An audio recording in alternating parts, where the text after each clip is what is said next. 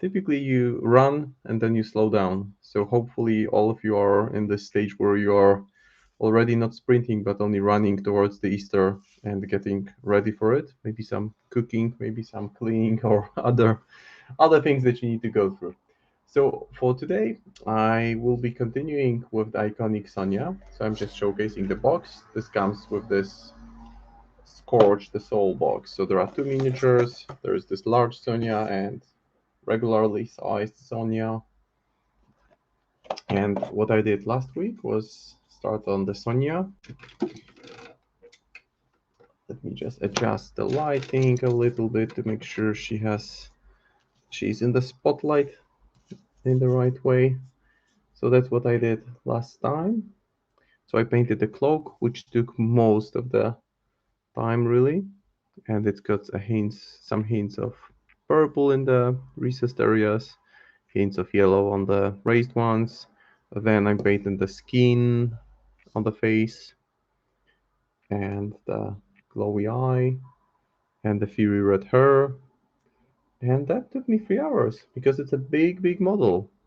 It's a large one and it just takes time. And I took a slightly different approach just to meticulously highlight and add in shades. It's been sitting at my desk for a week and it's already gathering dust, which which is not a great thing. So for tonight, the plan is to continue with the Sonia, paint the jeans, then maybe all the belts with some brighter shade of brown or different shade of brown, then the weapon with the chain, the sword with the chain, some different type of shade, different darker shade of brown. And then I will move on to the thrall, which at first glance isn't that complex because it's essentially you just get, well, shirt, trousers, and that's it. But I will need to think of clever way to incorporate the model with Sonia because, well, it's not that easy. I just need to find a way to make sure that I glue it together correctly because it's a good fit, but it might need some modeling putty.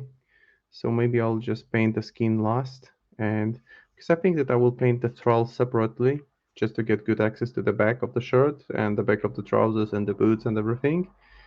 And then I can do the skin once it is assembled, and then I will do the flaming effects. I already have some uh, dry pigments for that, yellow and orange, maybe red too.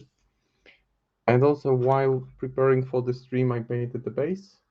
The base is not part of the box. That's why I painted it separately. I just didn't think it's that interesting because it's not a word model, not a word part of the whole bit.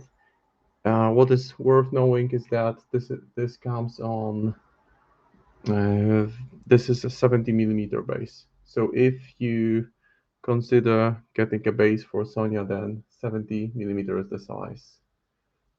Oh yeah, Katarina Mama, thank you. It's a shirt that actually that's made by my wife, and I even sometimes put it on when I go to tournaments. Although the suits are not perfect, but if there was a material, then if there was a different material, then I would be absolutely wearing it. So what I did here is that there is like a mosaic pattern. So I filled in the recessed areas with some watered down red paint, added a touch of green here and there, some brown just to make sure it looks somehow natural. I mean, that it looks weathered. It's not just stained. Otherwise, it would look like stained glass, and that's not the look you want on the base. I may add some dry pigments afterwards, but that will come later. So for now, I'm starting with Sonia. So there is our lovely angry lady, and I will start with the jeans. And for that, I have four colors, just four colors. So I will be starting with wolf gray, which is this cold shade of blue. I have blue tone. I have bone white color ivory. I can actually do one more. I will get light brown wash, so the soft tone, because I want those trousers to look, well, like they've seen better days. So continuing with Sonia, I will just make sure that the dilution is right. I will put some of the, give it a good shake, get some yerba flowing in. It's been a long, long day, so I need some extra boost. Sometimes happens that when the paint hasn't been used for a while, it just flows over easily. So let me just clean it up real quick, and I can already go ahead and work on the dilution. So for the dilution, I will add lemon medium. You may think that, okay, why not just water? Lemon medium has this advantage that it's not water, it's a chemical substance which doesn't break the structure of the paint. So it becomes thinner, but the pigment doesn't separate. And it can happen with water, with acrylic paint. Sometimes the pigment doesn't hold that well. Depends, of course, on the quality of the paint, but just to be on the safe side, I use lemon medium. So I'm looking for really thin consistency. One way to check the consistency is to just test it on your fingernail. If the fingernail shows through, then it means that the consistency is right. Because I will be applying a number of layers just to make sure that the color is built gradually. Then I will add some shades and then some highlights, and then I will move on to another part of the miniature.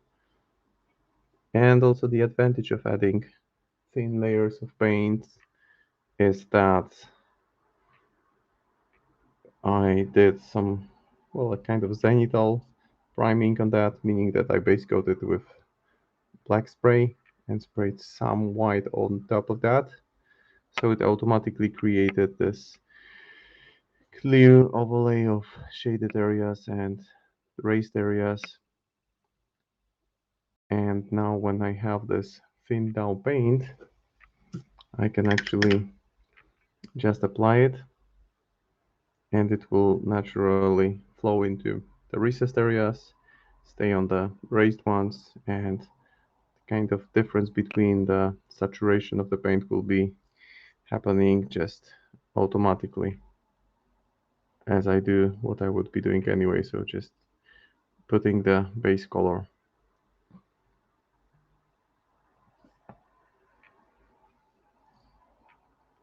And wolf gray, it's a nice color because it's this cold shade of blue, which will nicely interact with blue glaze. And then brown glaze to make sure that these trousers look like they've seen some action, that they are not brand new.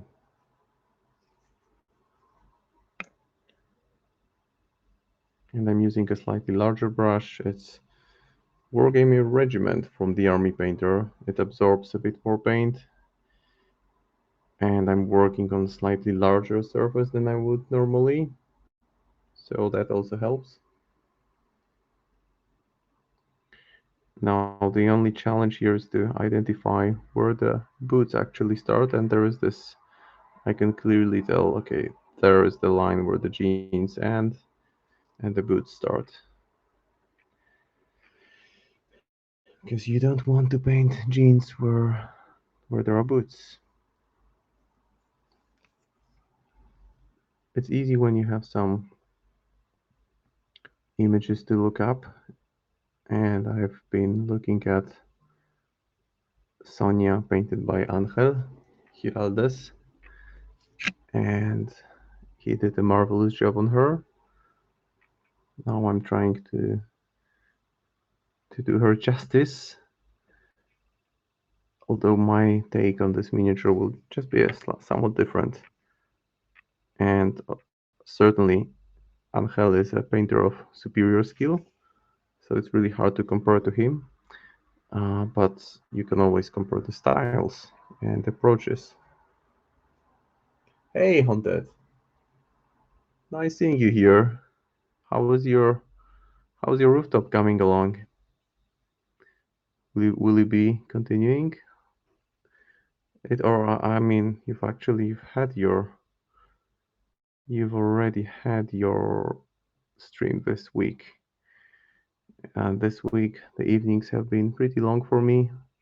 I had some company events and just never really had time to go through what was happening in the streams. I will do the catch up over the weekend. I saw the Oh yeah, it must be taking forever, especially if you're not using airbrush. Could be probably a bit faster with airbrush.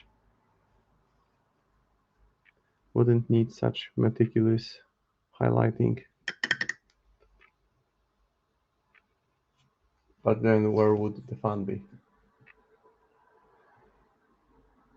Yeah, one more stream. Alright.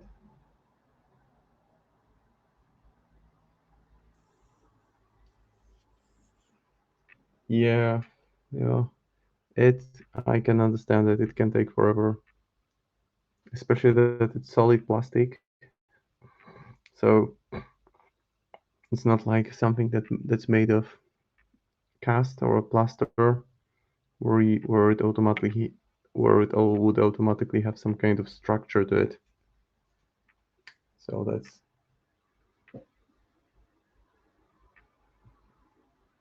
yeah, some of the boring stuff. Yeah, I mean, I did some boring stuff offline. Like I painted the base for this Sonia because it took forever to get this mosaic pattern in, and I just don't think it's that interesting to go over and over this with the same thing on few different areas of a flat base.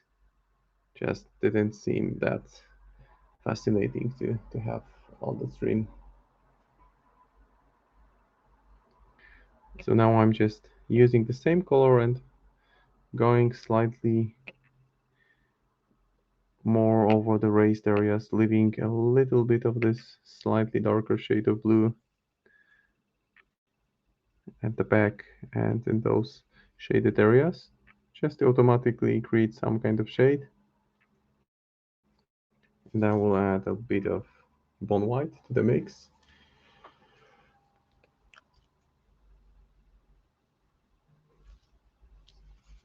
Moving fast here because it's not that complex. I don't want to overcomplicate a fairly straightforward part of the process. So now I've added a bit of bone white just to get a slightly brighter shade, and I'm painting it already on the previous layer, which is not fully dry, just to have some wet blending in. Because then when you have wet paint on wet paint, when it dries, the boundary between the highlights just becomes barely noticeable. So if you're after smooth highlights, then you can consider this technique. And I just absorbed some of the yellowish paint from the palette, which is fixable at this point.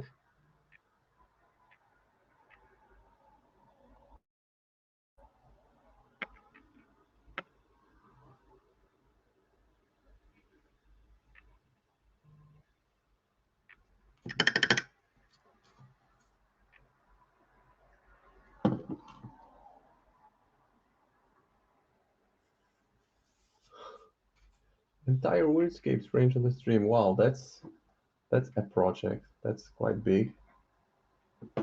That will that will take you way into the summer, I believe. It can take a while, especially if you continue doing it with stunted brush. Then wow, it's a lengthy process for sure. I like how the miniature is becoming more rounded. It's just more like a fully fledged miniature now with the addition of blue. I will slightly still decrease the density, break it away a little bit, because that way the thighs will become much brighter. It's a good idea to look at some pictures of the material, of the type of fabric that you're going to try to imitate. So I did that with the jeans.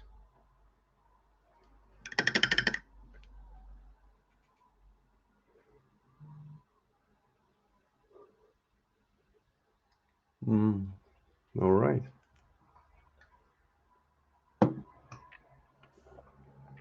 And now while it dries, I will prepare the mix because I plan to now give it a bit of shade with blue tone, just the regular blue tone. It will make it a bit more vibrant, so it will boost the vibrancy slightly.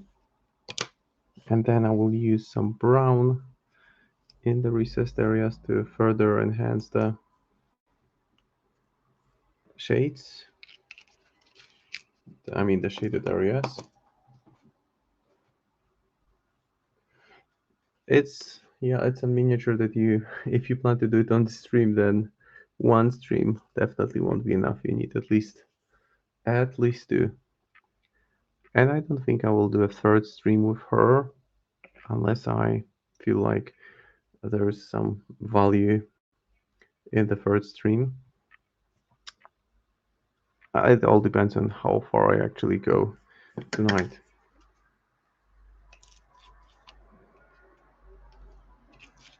Because then it's the thrall and that's it. And I don't want to have another stream just doing the finishing touches. I'd rather start something new. So as you can see, when you water down, when you thin down slightly, the blue glaze, it just nicely flows in and it tints the main surface, flows into the recessed areas, and adds a bit more depth. I especially like how it gathers next to the belts and other sections that will be painted in different color, because that gives you kind of map by indicating where the separation of color should be happening.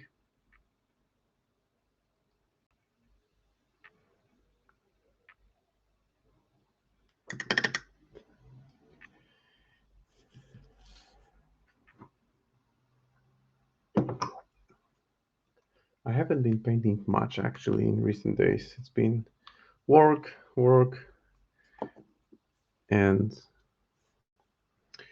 I also painted some non-word stuff for a change. Sometimes I think it's a good idea, especially after you finish. Now I'm just glazing it with soft tone. Well, maybe not glazing, but I'm washing soft brown over the recessed areas just to keep a bit more of diversity to the color pattern. And then I will get back to highlighting. So I was saying that it's sometimes just a good idea to paint something different from different scale, different range. I was painting this large demonic miniature, which is somewhat similar to the Neverborn, but still non-word, just something to have a break from all the word coolness. But then I have already a number of cool miniatures. I think that the next project would be the other side. I want to do just this one unit from the Legion of Burning Man, or if that's the proper name of the faction. And I want to just build it from, I mean, it's built, so just prepare it for painting and have a go at 3 miniatures.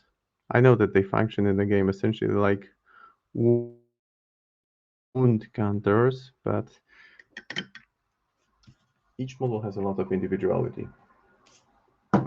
So I want to showcase that. I want to have some bases with some glow fire-like effect and then have some fun with it. So that's probably the next weird thing I will be working on.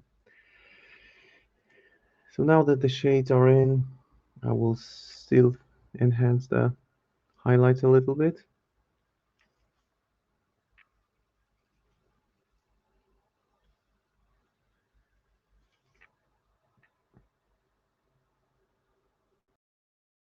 Just to make sure I bring up the folds of the material, the raised areas a little bit, even if there isn't a specifically designed fold here, I will just give an indication that this is the brighter part. When you look at jeans, any kind of jeans, they tend to, after a couple of months, they slightly change the color so they can become brighter in the places where the material stretches, like thighs, so somewhere around here, and that's why I'm using somewhat brighter color here, just to make sure this area stays brighter. I can still do a very light glaze of blue, but then I would need to wait for it to dry completely, just to further bring it all together one more time.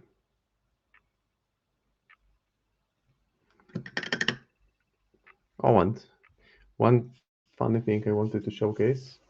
This is the gadget because, oh well, I didn't think I would be making shoutouts, but I will make one anyway. I will make a shout out to the monthly painting challenge, which is happening each month on Word forums.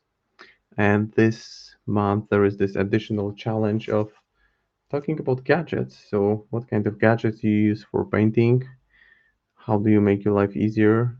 So, things that aren't necessary, but the things that actually make your life a bit easier, or painting life, right? Make the painting experience for you maybe more interesting, maybe more complicated, maybe more fun.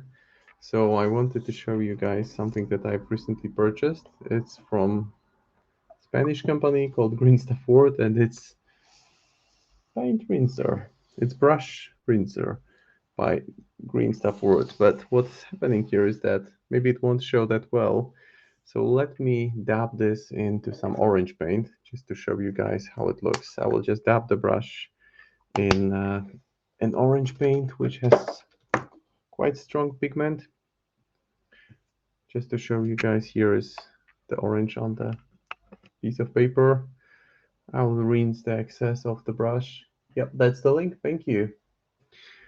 And now what I do is I just rub it against the surface here. As you can see, the water changes color. It doesn't flow into the container because it's upside down. That's how gravity works. Make sure that it's all cleaned out. And then I press the button and dirty water gets sucked in and it's replaced with clear water. I think it makes sense for paints which have strong pigments like red. It's not something I needed, but it's something that I find it quite useful now. So cannot say I recommend it highly, but for now it looks at least interesting. And now I will move on to the boots, or maybe, yeah, I will move to the boots first and then to the leather straps. So for the boots, I will start with, I will actually see how contrast paint interacts with it. So I'll use Goro Granta Fur as a base coat. It's it's excessive. It's not needed. You can just use a regular container for water, but it's fancy. My only concern here is that, let me bring it to the camera once again, is that the cat starts drinking from it. So what I need to do after each painting session, make sure all the water goes down, and then when you open it up, okay, let me show you guys. When you open it up, it's like this little coffin for dirty water. The dirty water gathers inside, you just flush it out, and that's it. It's not really rocket science, but I just don't want my cat to drink water with it, which is contaminated essentially. It's not a healthy water to be drinking. So that's the fun part, and that's something that I will be sharing with other fellow painters on the in the thread once I finish this one, when I will be uploading pictures. So I will do these just using Gore Grantafur. It should interact nicely with this pre-shaded area, which is part black, part white, and it's a kind of chalky coverage now, and contrast paints interact nicely with such surfaces because they just seal it off with a solid layer of one color, which has this hint of fluoro highlighting process when applied on the surface, which is just treated with good old-fashioned zenithal painting. So just pure white spray sprayed lightly over black spray.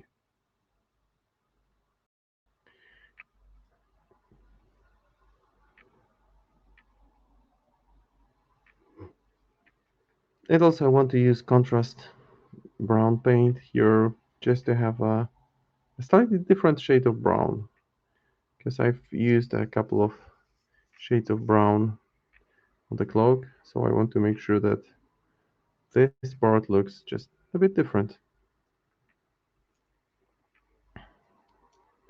And once it dries, I will just see how much more do I want to spend on it. Do I actually, or maybe I just feel happy with the way it looks after drying, because there will still be some dry pigment. So even if the surface is just mostly brown, dark brown, it will be kept more interesting with some additions of dry pigment.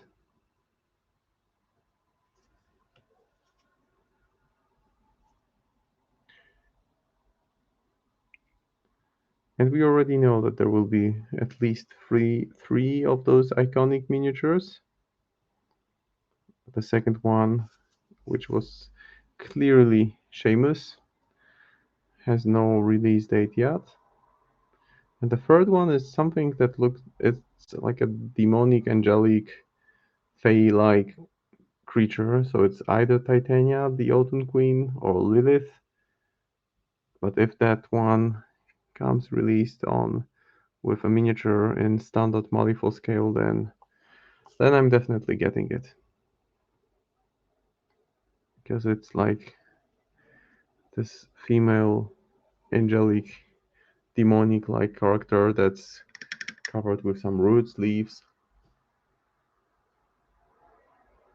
Oh, the description. So coming back to Katerin Lama's question, that's the professional paint rinser. So that's a tray. It's a container with removable top, and it's the water goes from the big jar here, and there is an uneven surface here, so that when you rub your brush against it, it removes the dirty paint, and the water becomes dirty. You just press the button, it lowers this green part in the middle, and the dirty water gets sucked in, and the clear water gets filled back immediately.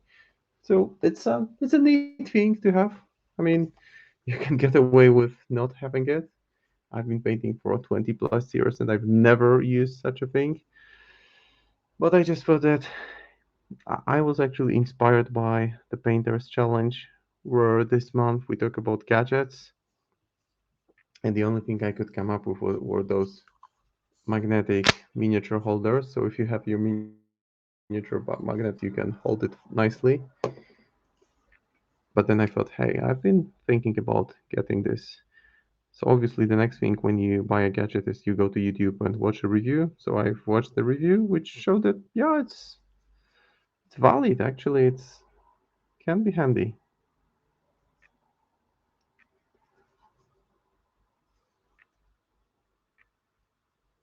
And I really like how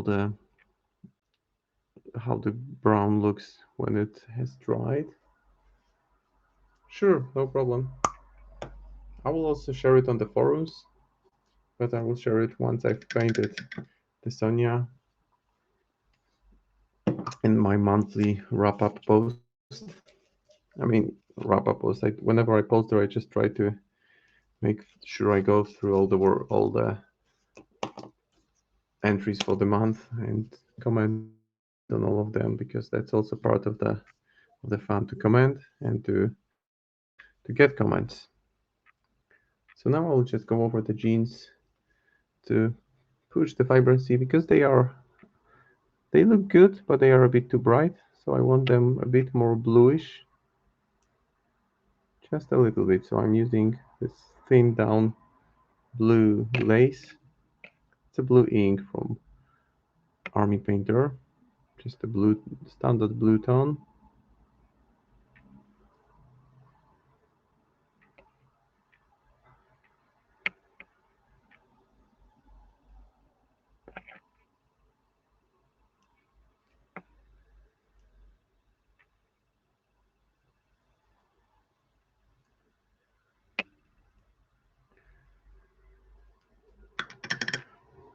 And I'm okay with the way the jeans look like now. Maybe I will give them a very light dry brush later on, but that's just maybe. I will consider it later on.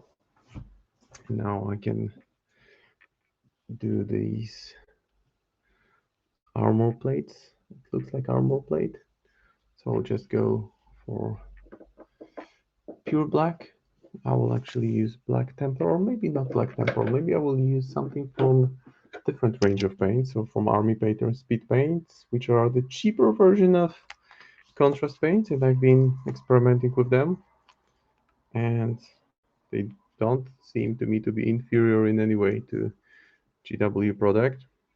So I've been using them.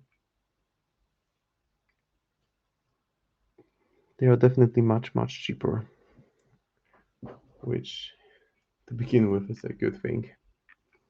And I'm using this just as black on those armor plates. And it's not a very strong black, so there is still some the pre-shaded area will come through nicely. And that way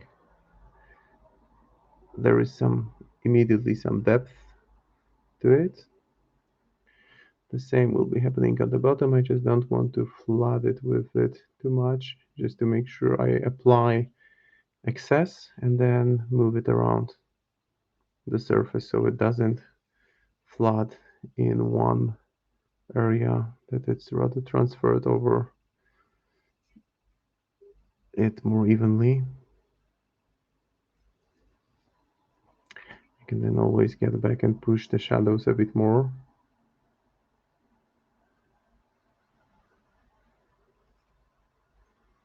So that's one leg.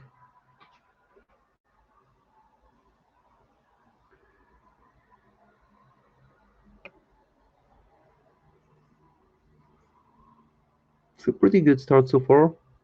Halfway into the first hour of the stream and already some significant progress, which makes me feel optimistic. What I like about those is that inside of them it contains, of course, there's some, for those of you who are good at chemistry, you will understand what it says here. But what's important is that there are two metal balls inside, and that's why the rattling sound that's the rattling sound that you might be hearing, and they help with making sure that the paint is mixed properly, because it's important to give the bottle a good shake before you start using the paint. Otherwise, just the pigment separates, the coverage properties are much worse, and you just don't get the quality out of the paint that you would otherwise expect.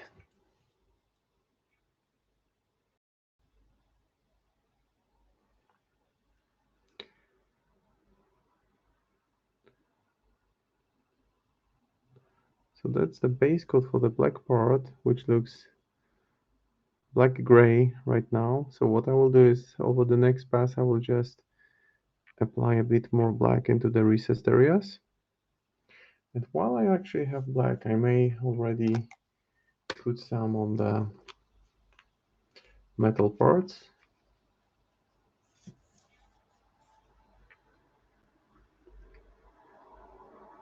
So some on the chain, I can just have another go with pure black afterwards, but then I have this base coated, flows nicely on the surface, fills in the recessed areas very well.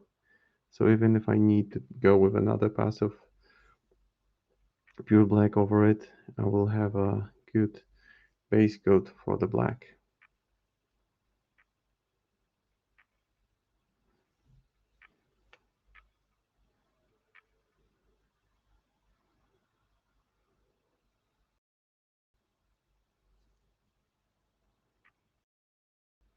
So once again from different angle.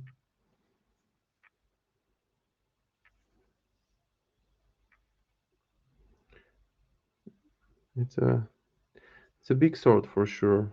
I think that in the was it in the first edition it was the described as the biggest sword in Malifaux. Till now I don't know if that is the case still. There are other big swords present in the Malifaux universe.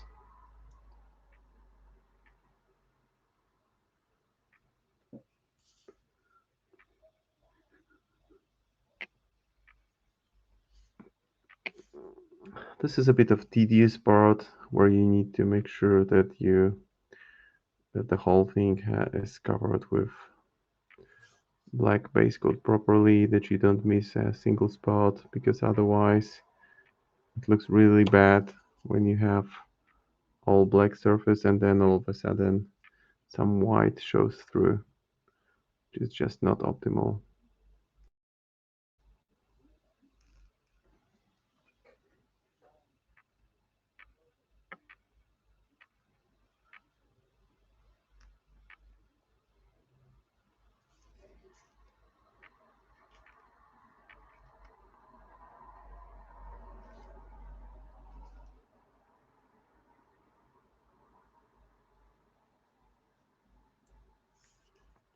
So there's the black, just very lightly base coated, and the front one is nicely drying up. So there is already a pretty good idea of how things are going to look from here.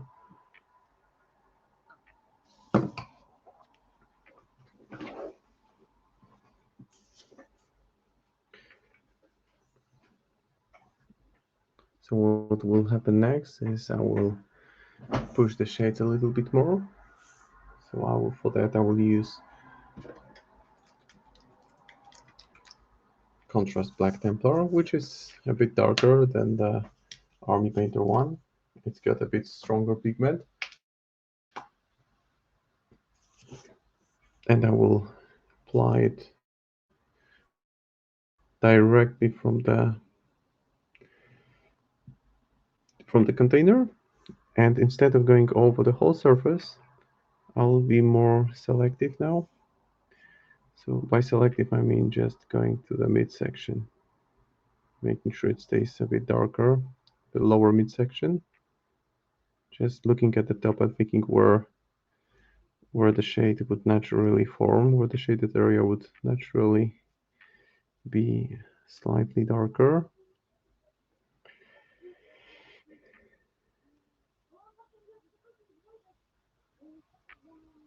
And I was thinking that maybe I could already put some black on the thrall, but I want to finish Sonnia first. The thrall can wait. He's already miserable anyway. Because witchling thralls are those hulking brutes which are transformed to essentially to those walking beaters that do not have a will of their own and just wreck things without really thinking about what they do. So it's indeed a sad fate to be a witchling thrall in Malifaux. And now while I have black, I can actually paint the pistol, at least the metallic, the part which will be metallic. The belt buckle, which also will be metallic. Different story for the belt itself. And maybe there is also a belt buckle over here. And I can get back to the sword.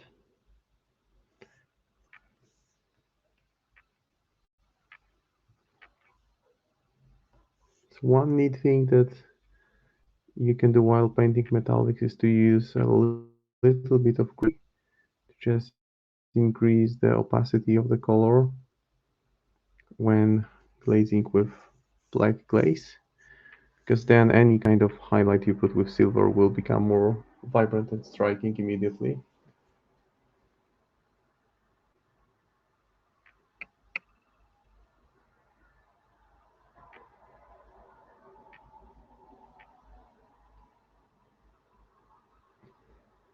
So the only mistake that can be made here is if you apply the paint in excessive quantity. So in order to avoid it, I will just make sure that I move it around the surface.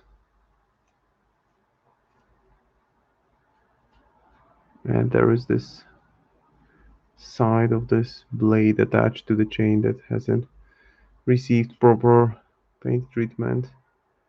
And then same on the other side and over here.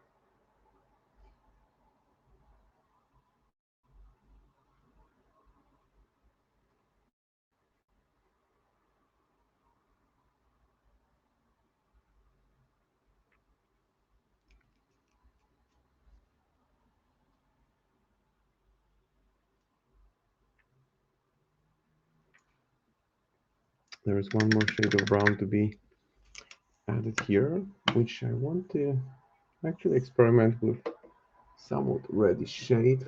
So I'll use hardened leather mixed with blood red to create this bright reddish brown shade. Maybe less of red, more of brown. Yeah, that's a solid color, and I will just apply it over here, which looks like a really, really rich leather color, which is what I wanted. Looks super glossy, but it loses most of the shine as it dries. And besides, I will be spraying matte varnish over the miniature when it's completed. There is actually pretty decent texture to this element. It's actually some really good texture.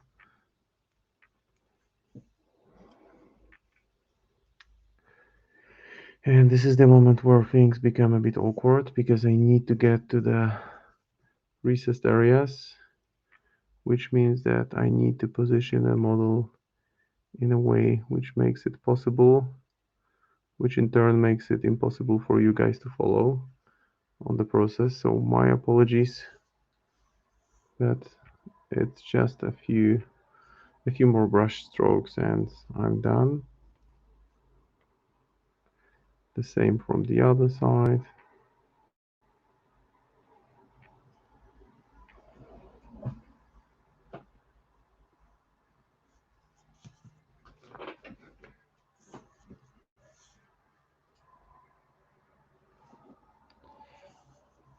Okay. And then maybe I can actually, this part, I don't know whether I want it non-metallic or metallic. I think I will go with metallics just for the sake of consistency. So these should also be black.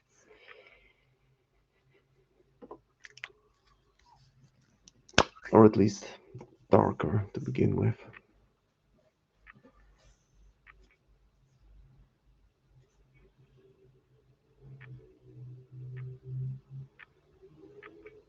So I'm just applying Black Templar.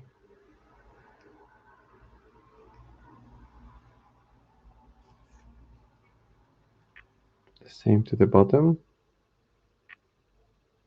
because those cuffs look like there's some kind of nice finish to them.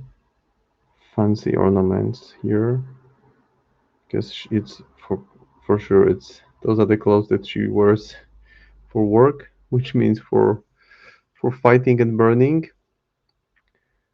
But still, it's guild, and guild is all about looking good while doing your self-proclaimed righteous work. And there are buttons as well.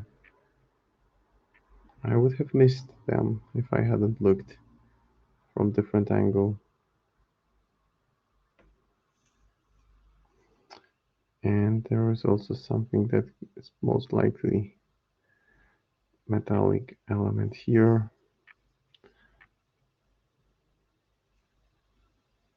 So I'll just go over all sides to make sure I at least base coat it with black.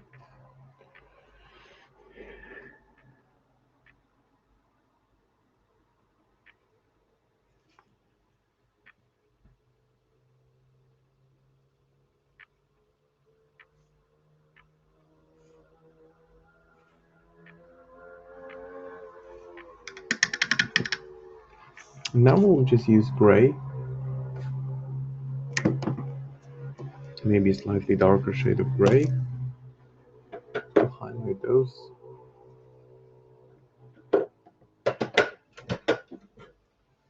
So that is darker gray from Reaper.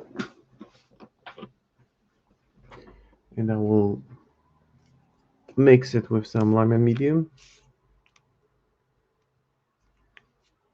just so that it flows better. Or actually, maybe just water. Let's see if it doesn't affect it too much. I want super thin paint for working with gradual highlights. Yeah, that's pretty good. So I darkened the surface, the lower midsection with black contrast paint. So it's time to go over to the upper part with gray.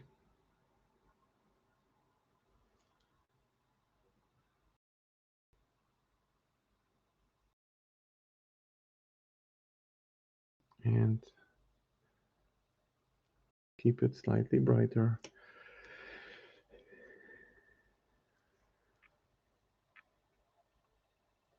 It's a big enough model, so at least when I paint highlights, it's clearly visible how I move the brush, how the surface changes.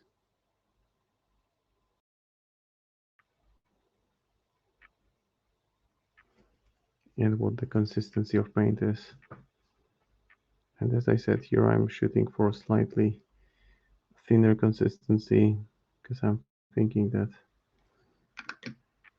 gradual transition from black to gray is what I'm after here. So that's the goal.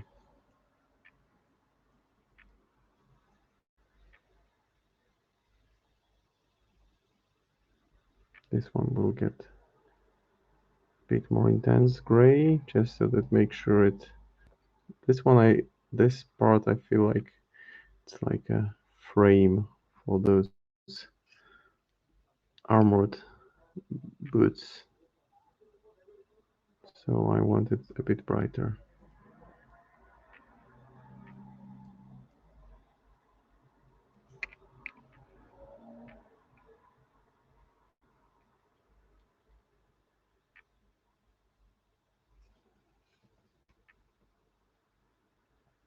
The same on the other side. I will keep it.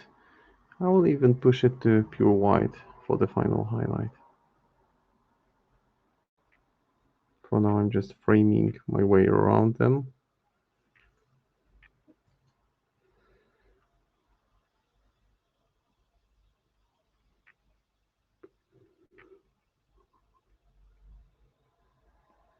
It's been a long, long day, and my kids have been on and off ill at home. I think it's mainly because of the bloody COVID thing, because we all went through COVID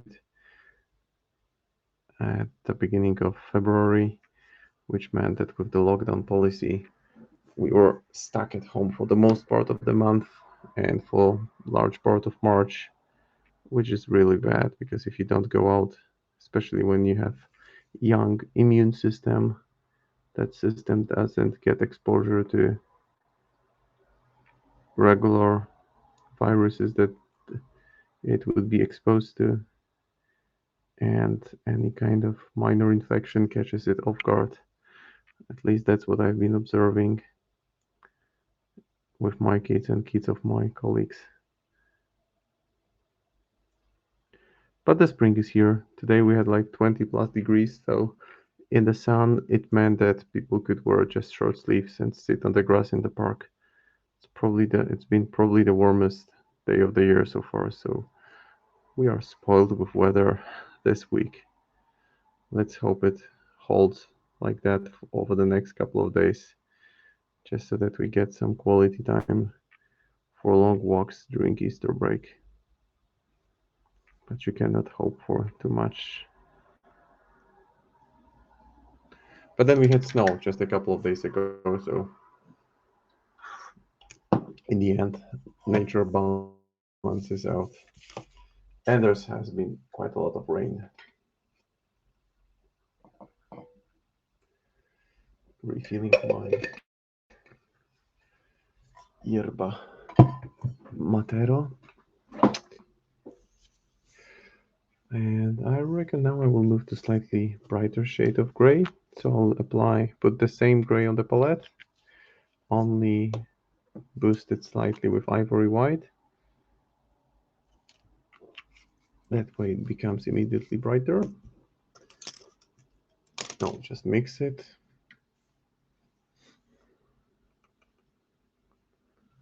And I have much, much brighter gray. Maybe I'll just thin it down a little bit. And let's see how it goes.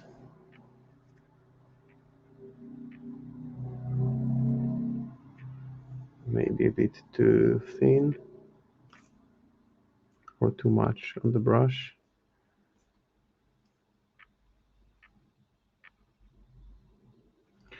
So I need a different brush anyway. This one doesn't hold the paint that well.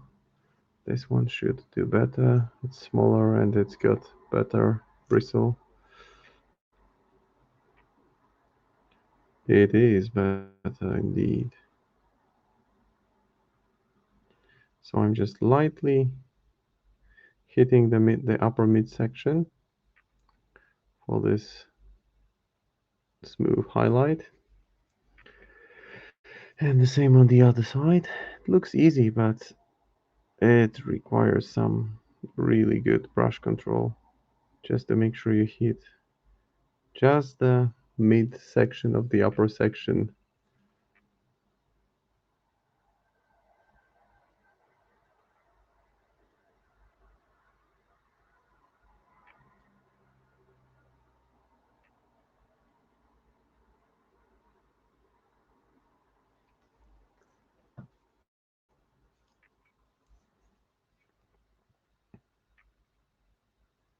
And also with those parts that I refer to as frames, while I want to highlight them, I don't want to go over the whole surface. So just the top here, the middle there. I'll need to make sure that it's a little bit brighter and then there is some transition happening.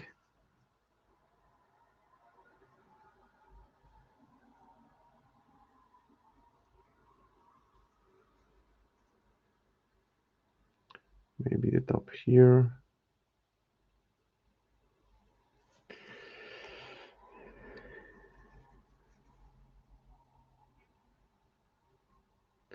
Essentially just going around the boots to make sure that I put some kind of frame here.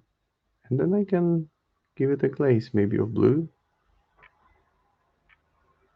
Very thin glaze. So by glaze I mean um, a wash that has a lot of water or lime and medium added to it. So essentially just painting over it with what amounts to dirty water, and that way it will give it a nice boost. I can even go a little bit brighter.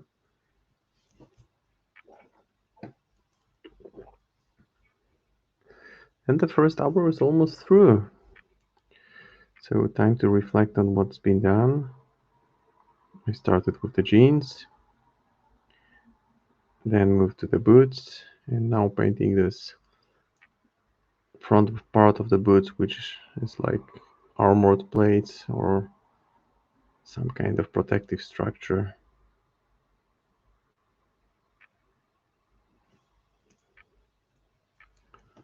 And the same on the left side. So here I've let some highlight into the recessed area, which I don't like, and I will fix it in a second.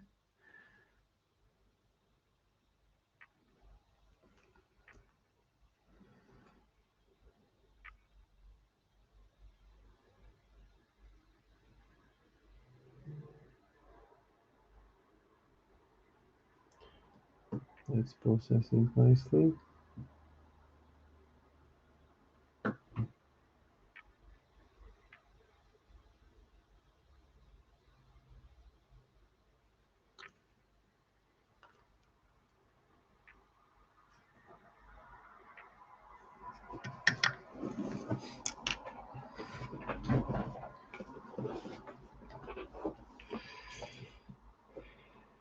And now I think I will go with this one, aromatic blue, and I will dilute it to water-like consistency. I mean, it's already pretty thin, but I will just add lime and medium so that it just very lightly tints the area with this turquoise, light turquoise. It doesn't take over, just brings it all together.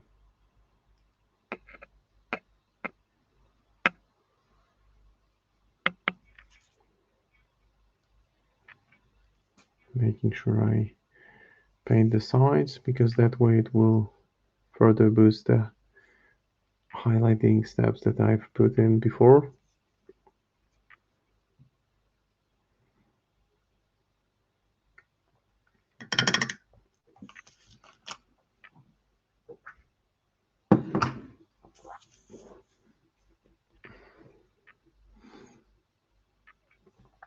And then I can quickly fix the black part.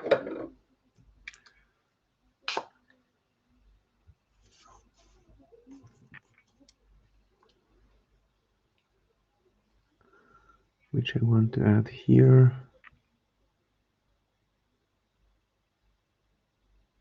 And there is this nice thin line separating it. And there is also like a leather buckle here. Metal buckle on the belt. Quite a lot actually to work with. But it's all good. I think I will also use some black here. Because that's not her. I painted it as if it was her, but it's not her. I will just maybe move the brush bottle aside to make sure that there is good quality of video.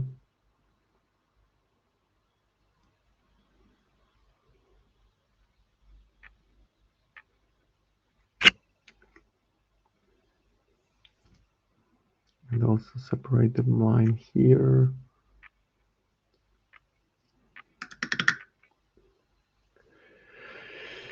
Okay, so now I can also quickly add a small dab of bright highlight again to the midsection of each of those segments, just to make sure they stay brighter.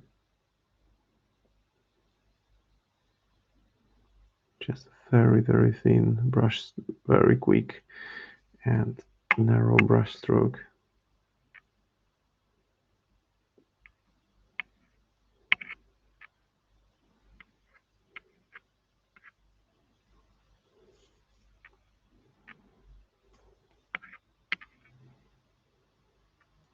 And the same on the top.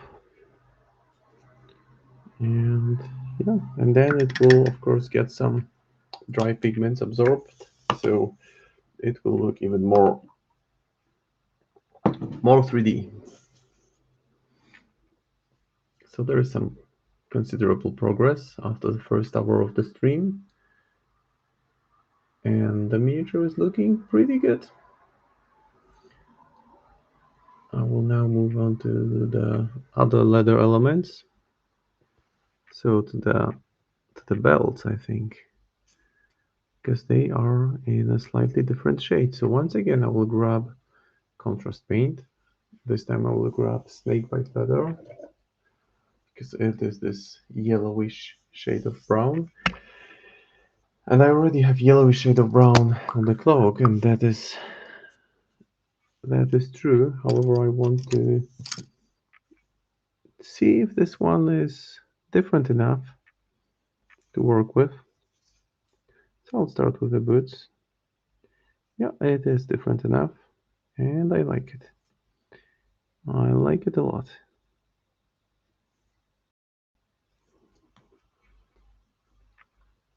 It fits the color scheme that I have, but it's still distinctly different enough from what I've already painted.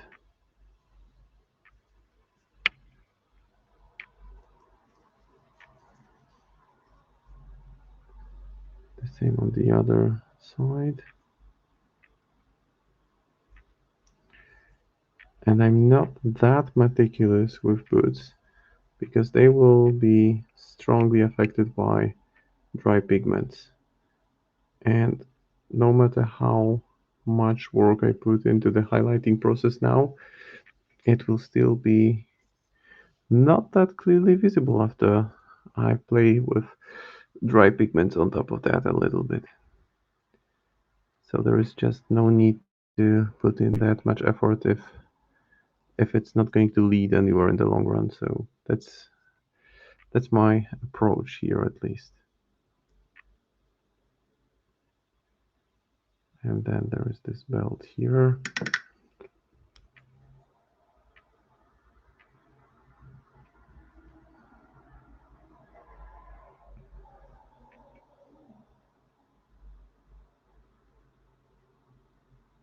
In the sheath for the gun holster.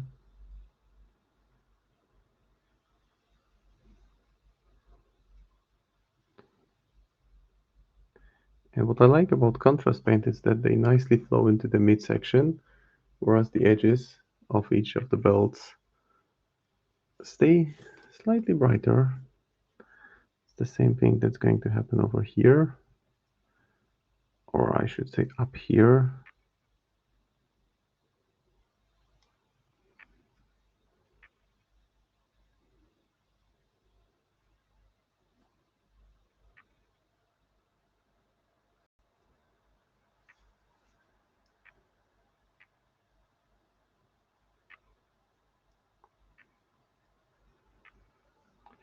And there is also another belt over here, which I will need to further boost so it doesn't blend in with the cloak too much.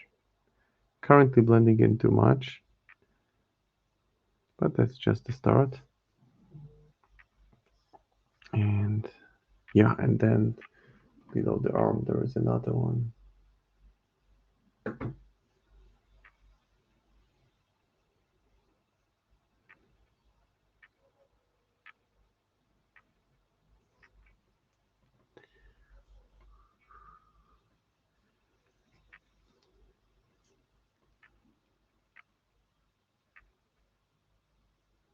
Now while it dries, I can look at other areas if I'm feeling happy about them.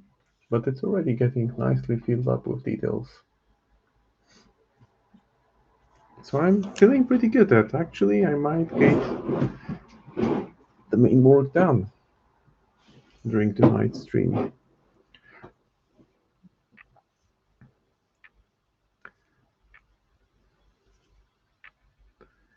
And while it dries, I can just mix a bit of ivory with snakebite leather.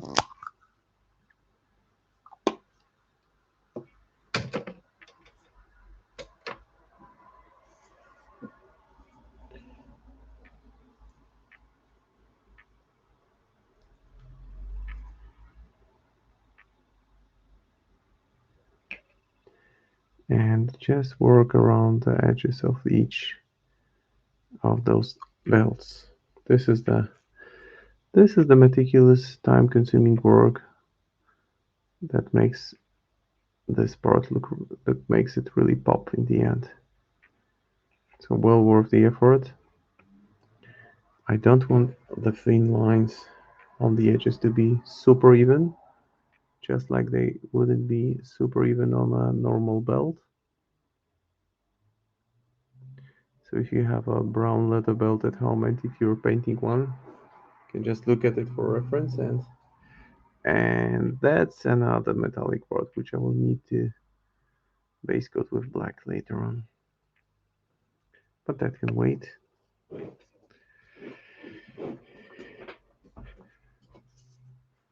are plenty of belts. I once had this reflection that there are so many belts in the world of Malifaux that maybe it's because belts are generally they do not add weight to you. They don't make you heavier, but they have multiple uses. So if you're out there in the wilderness hunting gremlins, gators, or neverborn, whatever it is, then potentially a belt could have some other uses. It can be used for a rope, for example. So maybe that's the strong dedication to having belts all over your body, which I observe among a number of Malifaux characters. Maybe that's the highly practical approach, or maybe it just looks cool. So adding some scratches to the belt.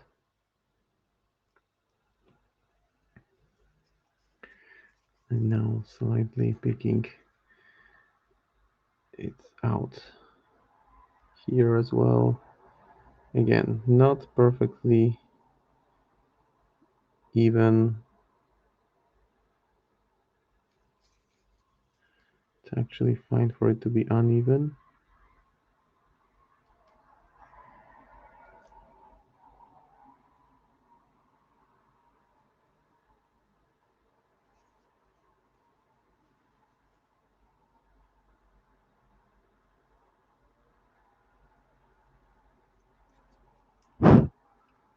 We don't want cat hair. And then the back, same story. Making sure that the belt on the boots is clearly visible and doesn't blend in too much with the boot.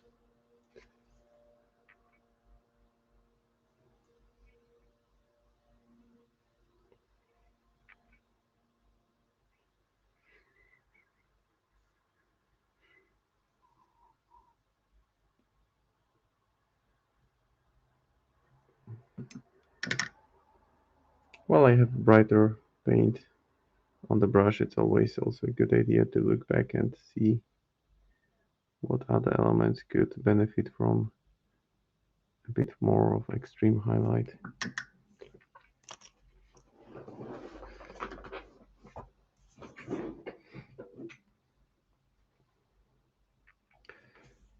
And maybe now is a good time to add a thin down, very, very light highlight to the jeans, just to bring back the brightness to the top section, to the most raised area.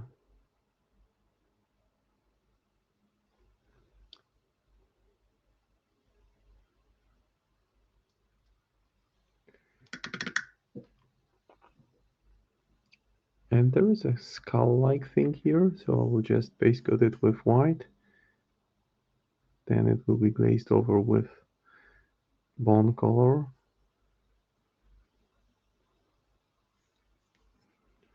Yeah, it is a skull. It even has an eye socket.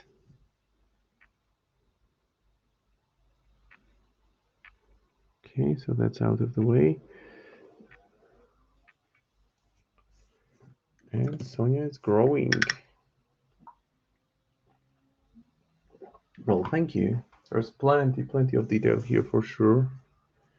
And the more I paint, the more I begin to notice. Definitely plenty happening.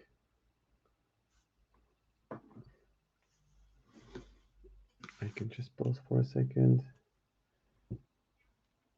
Yeah, there's the clear image of the progress that's been made so far. I like how the jeans are coming along. They seem to add this much needed element of brighter spot. And this is the base that she will be standing on, which is much brighter. Now that I've base coated the skull, I will just add a touch of palette bone, which is from the Army Painter contrast like paint range.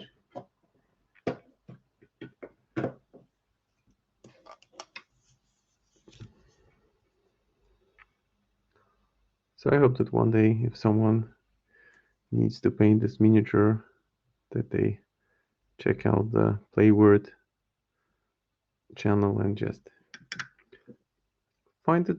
treat it as essentially a step-by-step tutorial.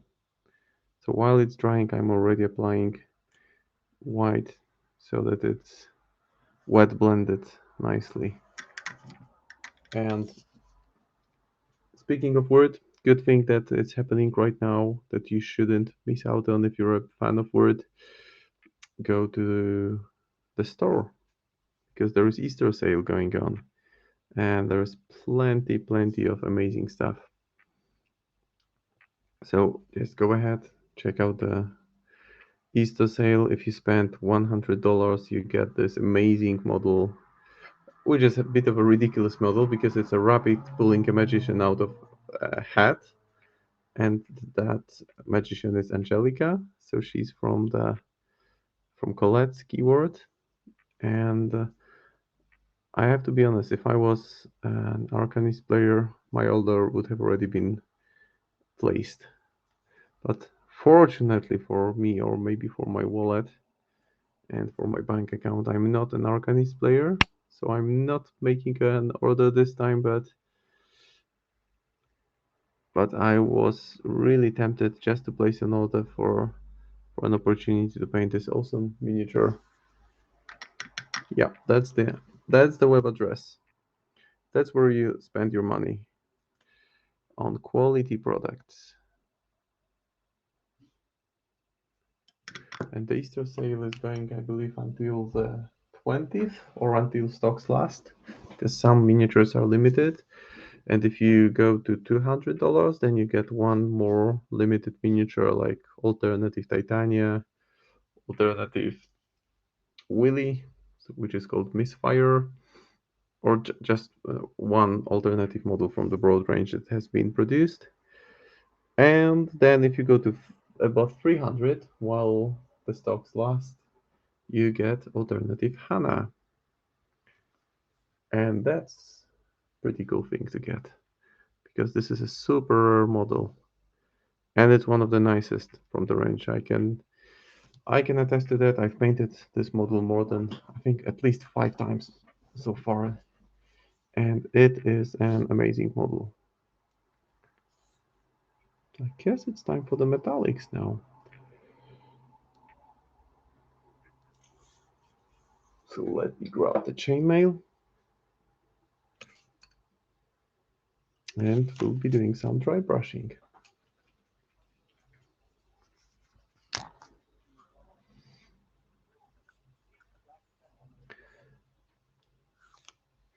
And it never ceases to impress me how creative Word can be with their alternative models. And this one is no except. I mean, this one is an exception because just when you think okay, they won't surprise me, they pull a rabbit out of the bag, but in a way that makes you think, whoa, what's just happening here? And that rabbit is a is a twisted little rabbit. It's got this huge bulging eyes, and it's pulling a magician out of the large hat. And it's you can see it actually it's painted by Angel Giraldes, which means that I like the paint job on the model even more than the art design, although the original artwork is pretty cool too. It just doesn't have this fluffiness to the rabbit. And those of you who follow Angel Giraldes on social media know that he's all about rabbits. He has a rabbit of his own, so he likes the animals. So I'm sure that the conversation between Angel and Viruk was like, so Angel, we would like you to paint a limited model for us. It's a rabbit. And then Angel was like, cool, how much do I owe you? Because he just loves rabbits. So it's a lot now. It's a very, very delicate, not even a dry brush. I would say that it's an overbrush using the side of the brush just to pick out all the metallic details.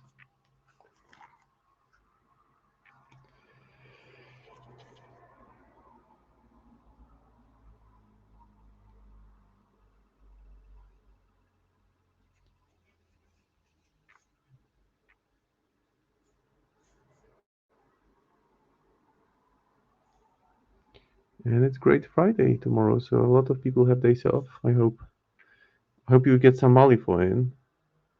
But then, above anything, I hope that if you're lucky enough to have day off tomorrow, which I'm not, you get to enjoy it with your near and dear ones. Because for me, Easter is above anything. It's this point of year where things move so fast throughout the year that we rarely have this point where we can just pause and reflect. So for me, Easter is always about this first stop of the year where I can really try to slow down and just do nothing. Well, of course, there is the preparation for Easter, but then once everything is prepared, you can just take a deep breath and allow yourself space to just do nothing, which is a healthy thing to do every now and then. And now there are plenty of other belts, belt buckles, buttons, and I will just go through all of them now. This one here, for example, just making sure that all the elements are clearly marked out, and this requires some super smooth and careful brushwork. You don't want to paint over the details to the point where they are no longer visible.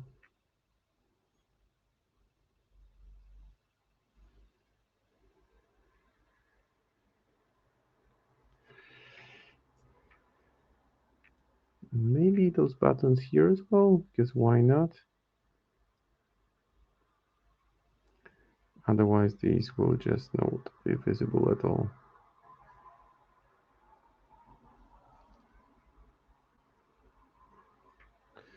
And then some more on the back.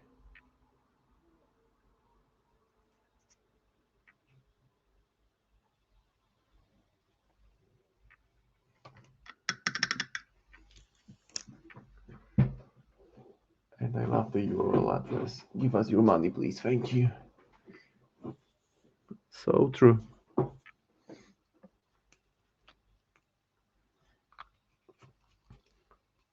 Now time for a glaze of brown.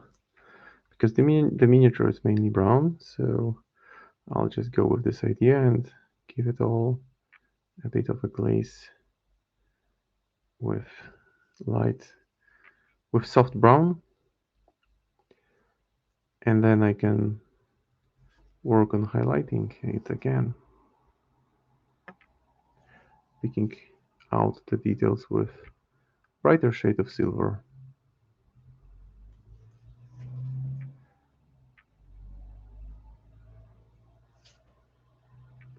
Now we're getting somewhere. And then there's this gun. I need a bit more of brown.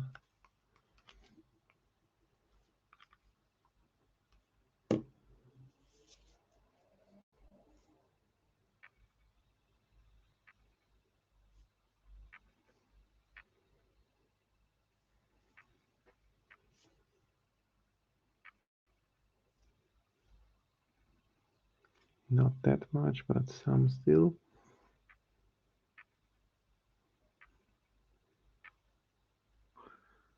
And yeah, now time for, I still need to paint this ornament on the cuffs, which will be a while, but it's not that much. They can be yellow maybe. I can actually paint them just with Wraithbone and pick them out with yellow glaze or yellow contrast. But to begin with, I will apply a solid layer of Wraithbone.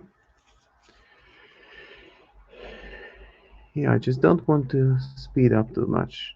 I want to paint at a leisurely pace. I don't want to feel like I'm pressurizing myself. I don't need to finish this model tonight. I can finish it tomorrow, next week. There is no deadline pending, so there are those moments where things start moving fast and I'm thinking, wow, there is thick paint, I don't like it. I might as well push the painting pedal to the metal, but no. This is a sign that I should just become more grounded immediately, slow down my breathing, and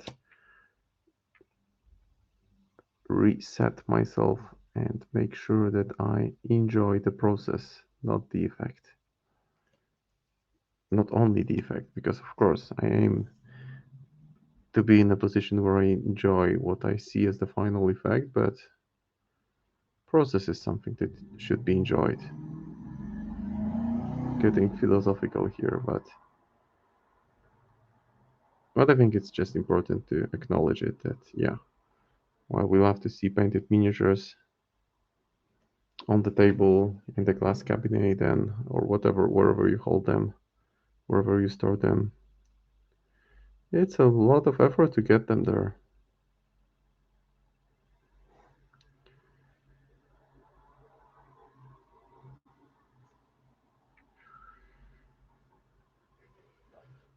So midpoint of the stream, I'm pretty happy with where I am with the progress. Definitely happier than my last gaming performances, which have been rather atrocious. So I'm currently on a 5-game losing streak. Those games were, I think, 4 out of them were with Zoraida 2, 1 with Zoraida 1. I got destroyed only once in all those 5 games in a game of Symbols of Authority against Rasputina. I just underestimated her. I didn't know how effective she would be in blocking my options of actually getting a symbol. She puts like 10 plus ice pillars within first 2 turns, around each symbol, just to make sure you cannot leap and pick it up. And then when your scheme runner gets there and wants to leap it, it's already dead. So that's a tough. I think that if I ever play Symbols of Authority against Organist, I will just by default use Euripides because he has some. He's the only Neverborn master that by himself has tools of removing ice pillars, and then he has Geryon who can remove a bunch of them. So that might be something to consider when I see Symbols of Authority and Arcanists again. My closest game was against May.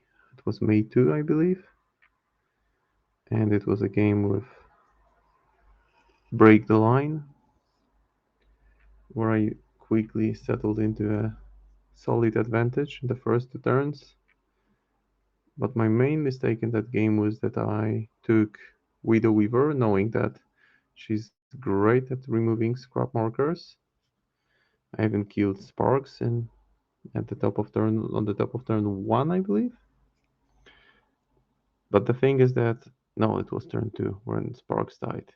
Sparks was my vendetta target, and I targeted him with Widow Weaver because she's superbly mobile, so she can get anywhere she wants and land those big hits, especially with some focus carried over from turn 1. But the issue was that she did kill Sparks, but then she needed to essentially run for her life and keep her head low, not to die,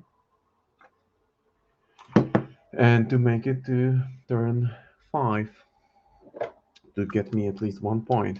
And it would have been much more beneficial if she had been summoning even 2 Stitches per turn. I mean, up to the point where there's limit on summons, but if she summons 2 per turn, then it's more than you could reasonably ask for. So now painting those ornaments on the cuffs just with yellow contrast paint. And they are clearly visible, which is the intention.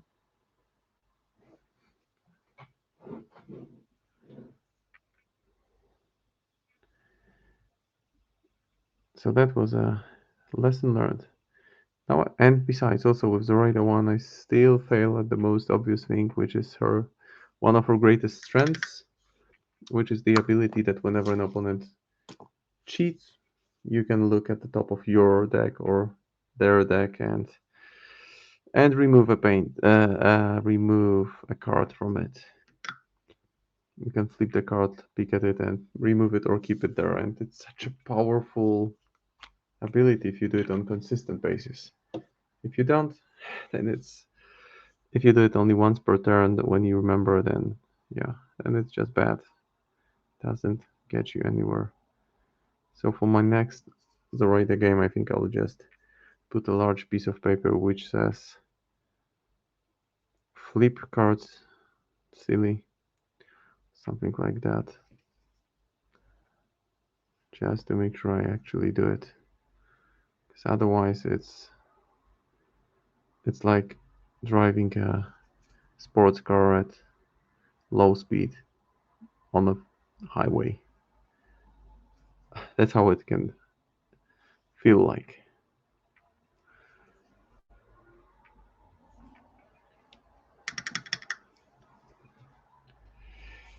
Now a couple more buttons that I need to get there. Before I get to the buttons, I will just put some skeleton horde on those brighter whitish cuffs of the element which are brighter here. I will bring them back to full white glory in a second.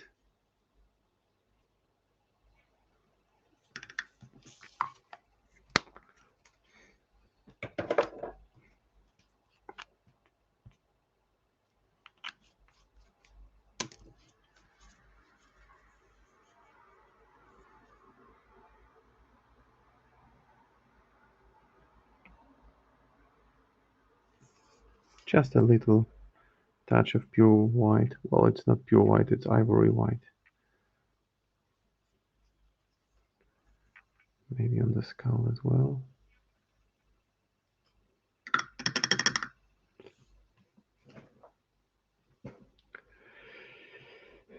And now those buttons, which I missed at my first go. I'll just use contrast brown this time.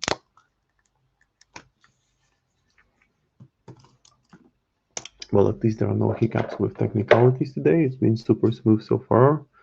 Knocking on wood. Waldo is probably going through the word office searching for all those Easter eggs and eating anything he finds along the way.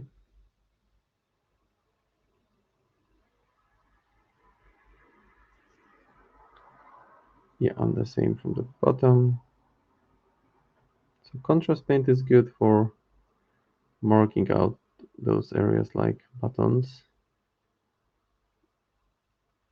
because buttons otherwise I would need to paint around them, and now I can just tap them with a loaded brush, with a brush loaded with contrast paint, and it happens by itself. Magic happens with just a little bit of help from my end.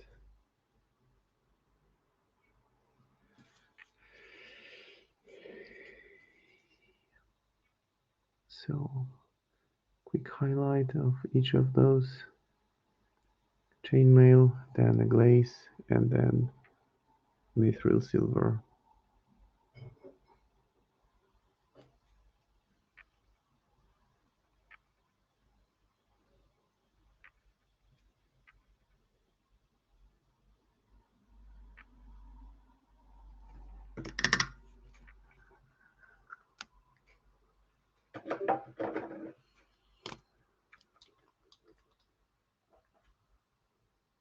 Very quick highlight in a second.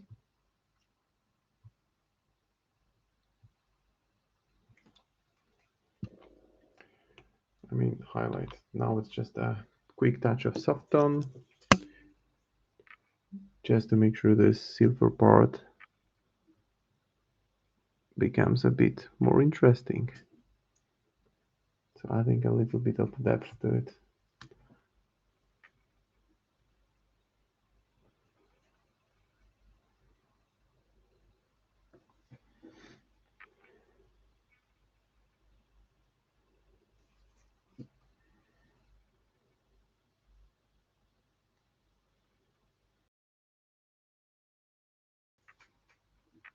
Yeah, that's more like what I want it to be.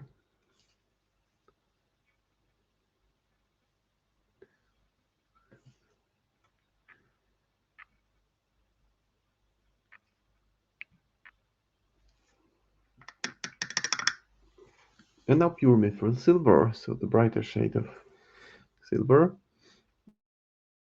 Let me just grab it. It's here. It is.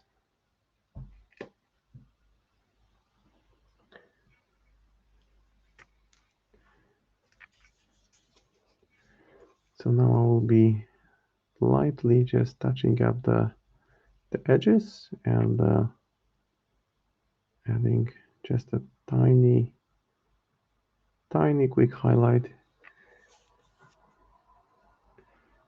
to the raised areas of metallics, or just to add very light touch to the tip of the button of each button, just to make sure it's at least slightly highlighted.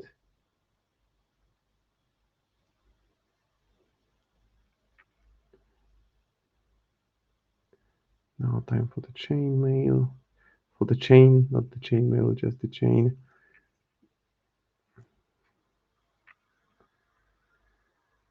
That's a nasty weapon. I wonder how she operates it. Just swing her sword and also use it as a kind of nasty lasso and impale it into the people, then bring them back. However, I try to think of it. I only get nasty images, disturbing images, real images, who knows? So this one needs definitely some more highlights. The midsection here.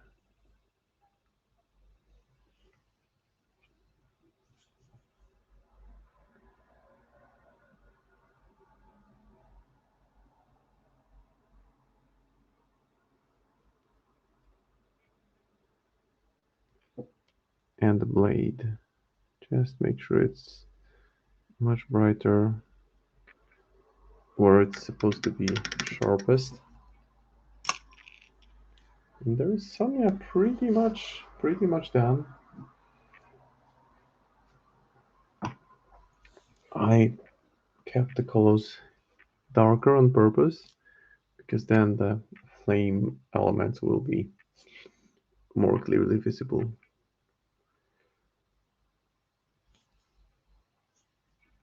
Yeah, well, I'm quite happy with it. So time to move to the unfortunate gentleman who used to be a human, but is now turning into this mindless thrall.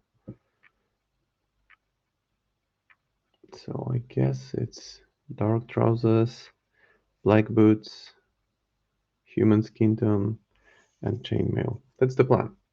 Let's see how far I go. I definitely won't be rushing things.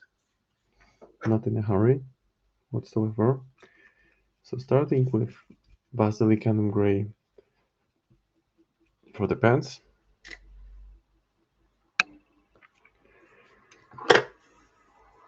I'll just apply it directly from the pot onto the miniature, applying it in excess, only to spread it around evenly. And the boots will also be dark, but once they get hit with dry pigments, then the depth there will become immediately visible. I think maybe not black boots, maybe dark brown boots would be just fine. I can actually use Gorgranta fur on them. So why not?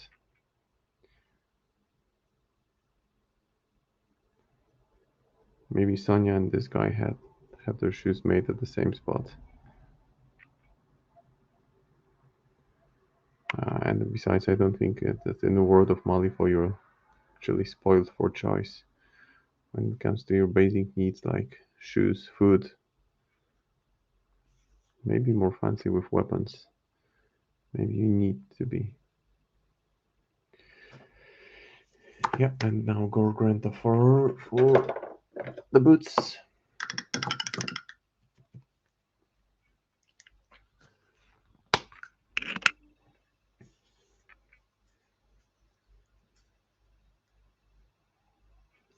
Loading the brush and unloading on the boots. Such a nice color, right? I love this color. Super nice. And it's got quite a number of uses. I don't think I've painted many miniatures in recent months that had not a drop of Gorgranta fur on them. Probably the majority had at least a touch of it.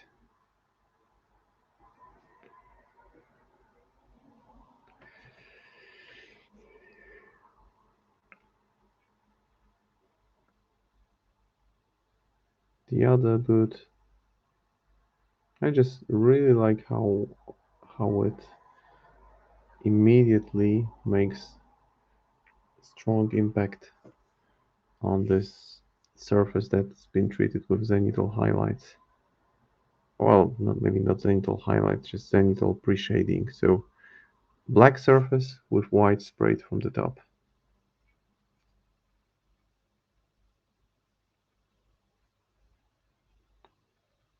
Oh, that's it.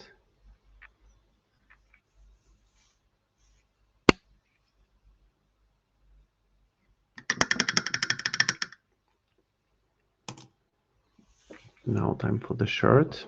The shirt will be Bright? Maybe bright, maybe some off-white. Actually, why don't I start with Skeleton Horde and see where it gets me?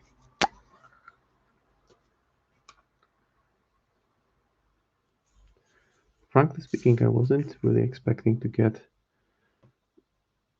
to Painting Thrall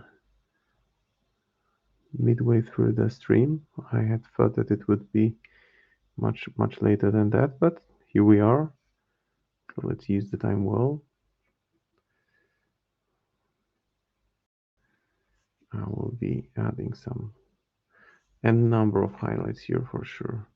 It's currently way too dark. I want the shirt to look dirty, but not that dirty. I want it still to be brighter.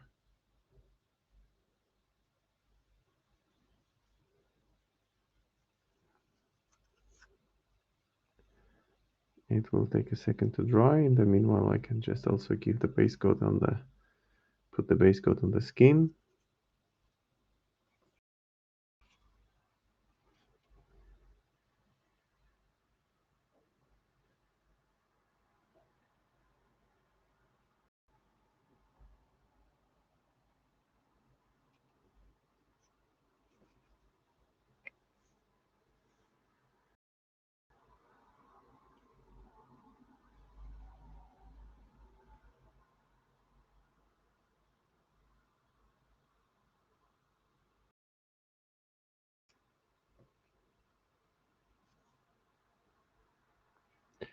And I can now do the skin real quick. So put the golem on flesh.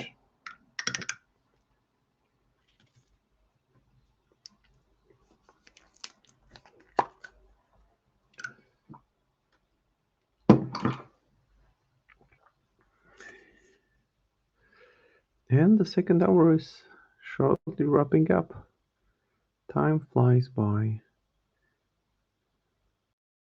I don't think I ever make that much progress as I make during the streams here, because it's just 2 hours of dedicated work to a single project. Just, it's a lot. It's a lot of time.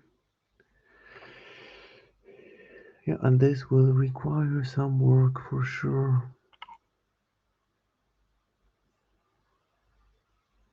Because this is nowhere near where I want it to be. Just, you can treat it as a rough sketch for what's going to happen here. So the shirt is going to get much brighter, the skin is going to look more like skin. The shoes are actually quite okay, even after just one go with Goleman Flesh. I mean, with Gorgranta Fur. Here for the hat, I want the hat of the thrall to be somewhat darker than what I have on Sonnia, just to make sure that the hat she's holding in her hands contrasts with her fingers, so it will be similar color, similar type of skin, but just a bit brighter. I mean darker. Okay, so there's the good start. Now to move on with it. Here is my skin tone, which is heavy skin tone, and I'll start working with it.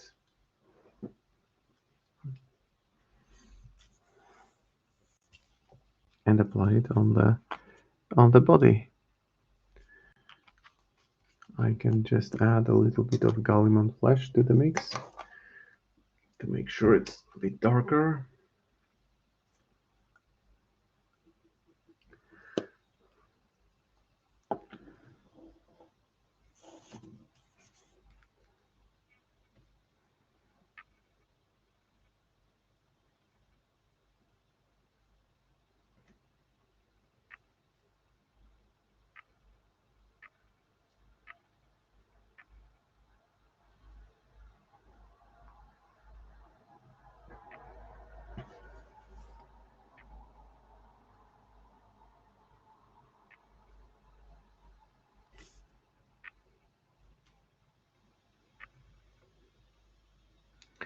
So I'm just putting in the first layer,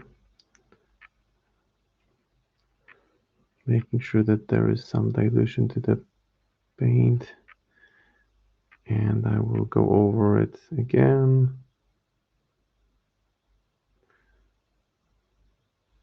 That way the muscles will be clearly defined.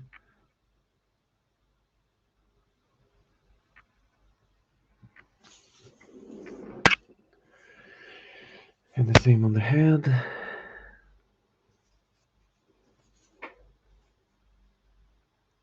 It's a slightly different color of skin, but it's still skin tone, so it will require a few thin down layers of paint to look good.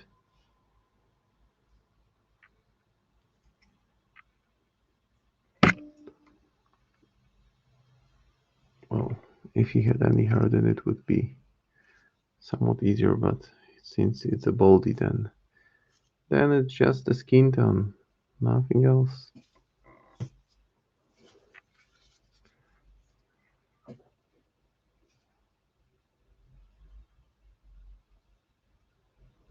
All the fingers and the bottom of the hand, which can stay darker, and I'm fine with it staying darker.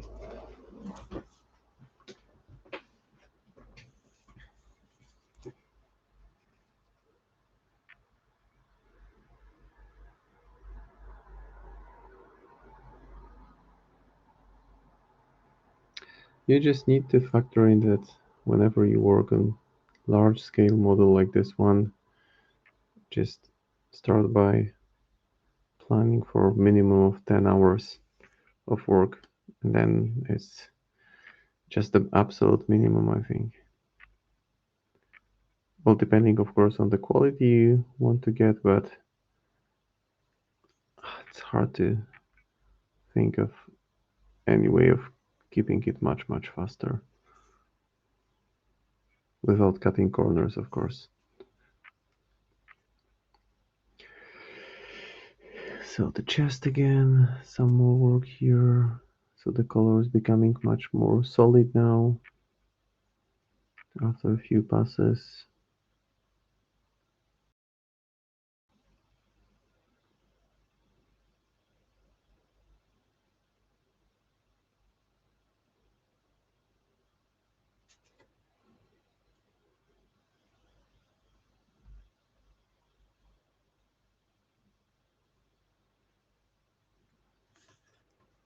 And the same on the hand, just to reinforce that base coat.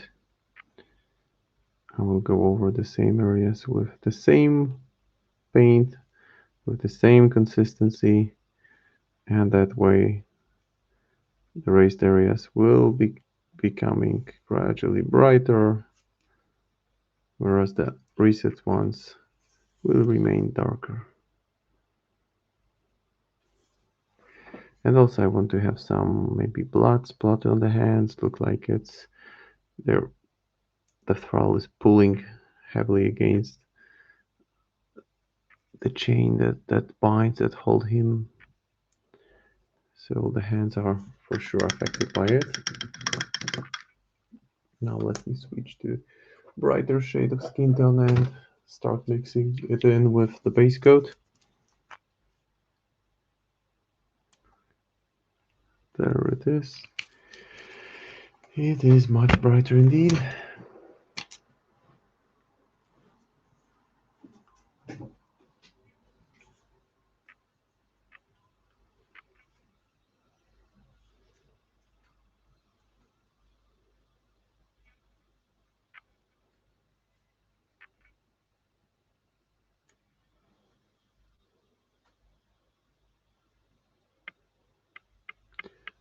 And those bulging chest muscles will be prominently visible. And in order to approach it the right way, I will just paint from the top, just to make sure that I follow along with the amazing details on the model. There is the six-pack. This guy has been putting in some serious gym work Or field work, more likely field work. Because he is built like a tank.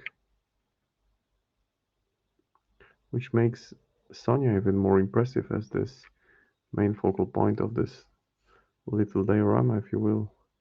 She's the one bending him to her will and essentially obliterating his existence just with some spells sanctioned by the Governor General.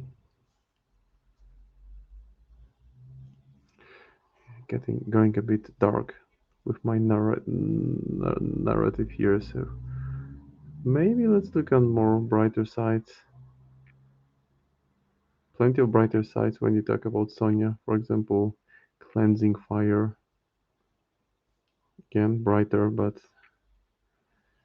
still dark.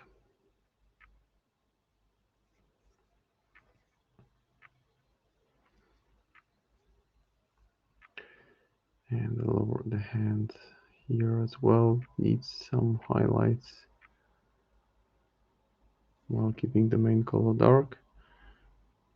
And also not that much of a highlight from the bottom, but still some highlight. Though the fingers will get a bit more attention. And then 2-3 more highlights, and then I can glaze over them. Just to make sure that the skin looks kind of realistic. So I make quick moves with brush, but what I'm doing is just tinting the surface with brighter shade of skin tone, making sure that the darker one is at least some slightly visible, because if it isn't, then the whole effort is ruined.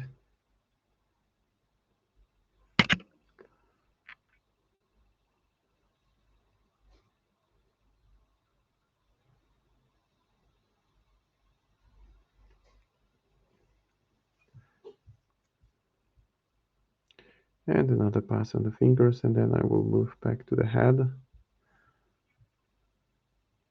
which will be flooded with fire anyway, so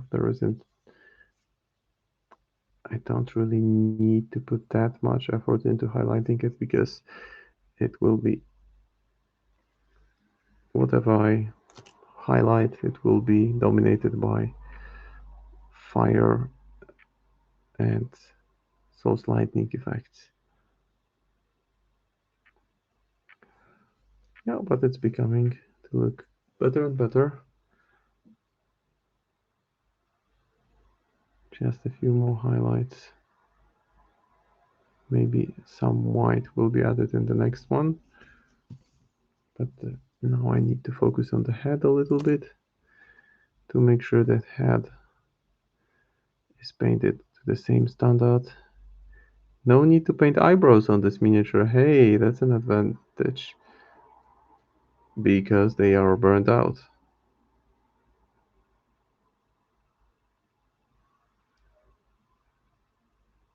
Hard to keep your eyebrows intact if your head is on fire. Maybe not impossible. It's Malifaux after all, so anything can happen.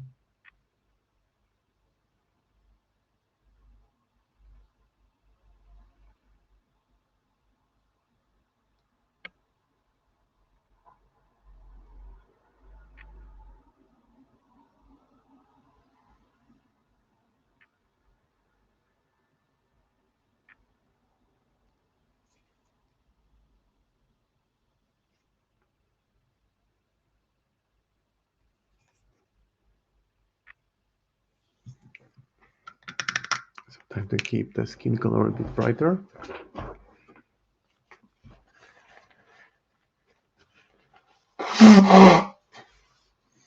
Sorry. So I'll mix the bright skin tone with some ivory white and keep it even slightly brighter before I move on to glazes, which will bring it all together nicely.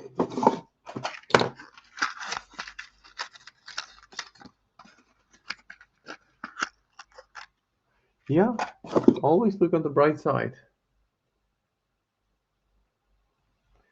And it's easy just to ruin a good face with eyebrows that don't look good. So yeah, I'm I'm the silver lining guy.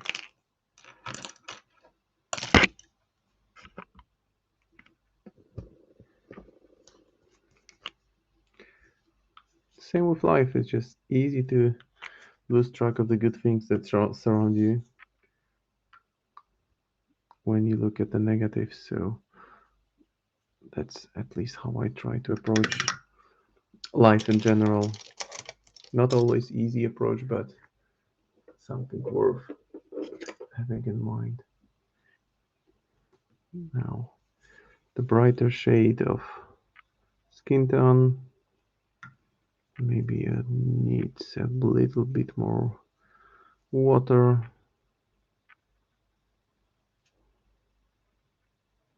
Yeah, and that one was a bit too bright. I need this smoother transition.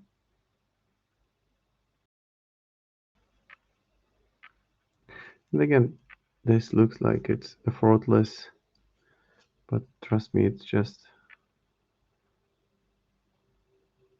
hundreds of hours of practice to make sure that I feel comfortable and I have good brush control. It's just, I mean, of course, there are people who are better painters than myself, number of them, but what I want to say is just it looks easy, but it's not always that obviously easy.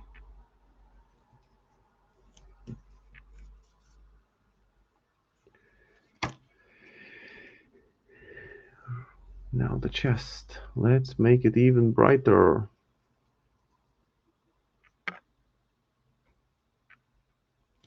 That's like also one way of checking the consistency of paint. Just paint it on your skin. So again, thin lines, making sure that the previous layer is visible.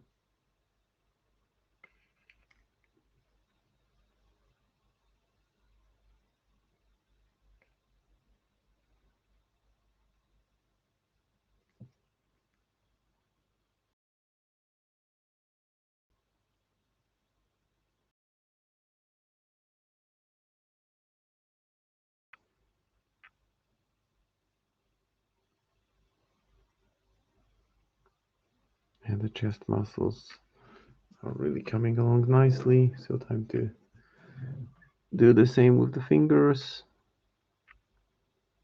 Kick them up a notch. And a little bit more highlight there. And as we are approaching the third hour of the stream, I'm feeling quite good about the progress. Don't think it will be everything in this stream, but depending on how much is left, if it's like 1 hour left, then I will probably just do something else next time. If at the end of the stream I feel like I need at least 2+ hours, then it's a good subject to finish off within the next 180 minutes online with you guys. But I'm under no pressure. Just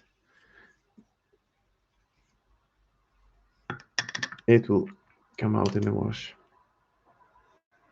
So time for this lovely shirt of his. Or maybe a little bit more, still a little bit more highlight to the skin. Just a touch. Light touch.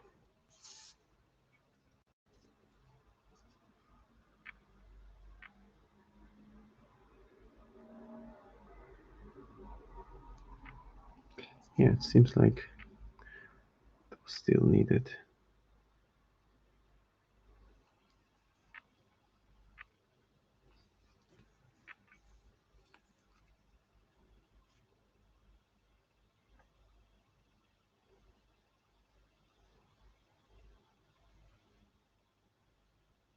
So the six pack, the neck, the fingers, each section gets a bit of highlight.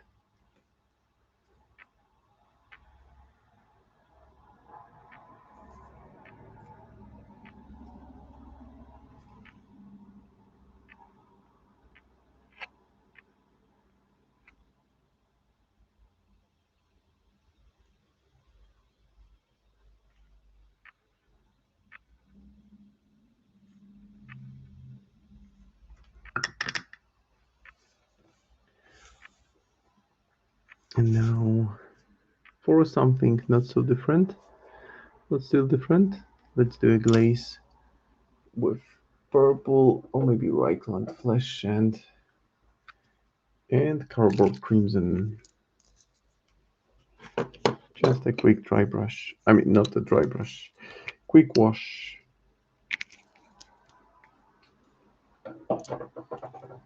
to bring it all together. More of Reichland flesh shade and a slight hint of purple because it just ties it nicely with what we have on the cloak. So I'm looking for dirty water consistency. There we have it. Yeah, that's what I want. And this will go over the skin of the neck, the hands, and the head. And I will let it dry. And while it dries, I can already move to painting the shirt.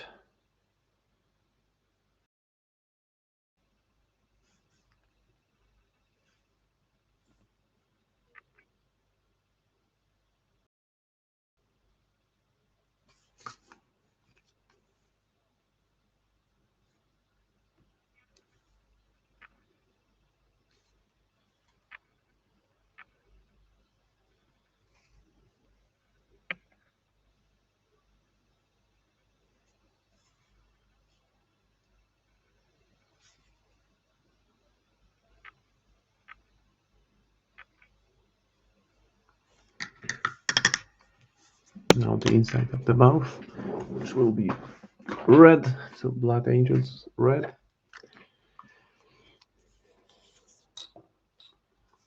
And again, looking, I just looked at the time, 1 hour left, and my immediate response was, hey, let's speed it up. But no, I won't be speeding it up. Because there is nothing to be gained from rushing through the process. Decreased quality and less enjoyment of the process. And that's not what I want. I want to enjoy the process. Now the teeth. So starting the teeth with brown, Mournfang brown, just to put some kind of base coat, and then I can put all the individual teeth there.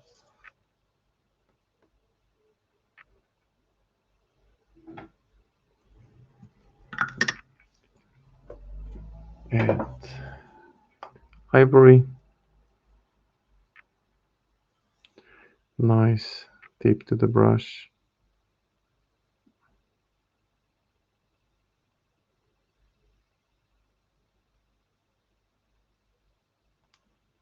And the teeth are there.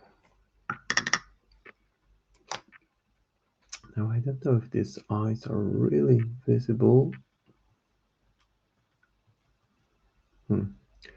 Somewhat visible, but not too much. So for now I can just focus on the trousers and the shirt. And for that I will start with an overbrush of Bone White. Too much of it, but that's fine.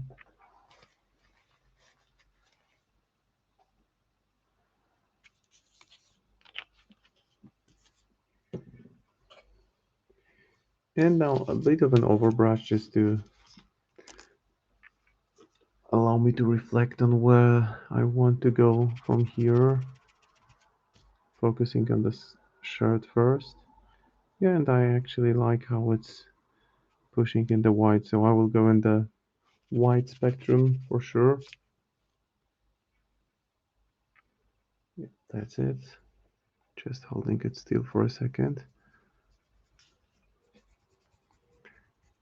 And this kind, it really reveals the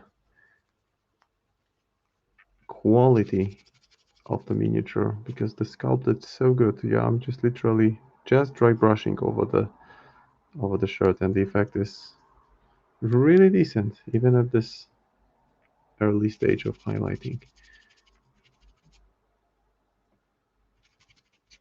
Just making sure I remove the excess. There isn't much of the paint.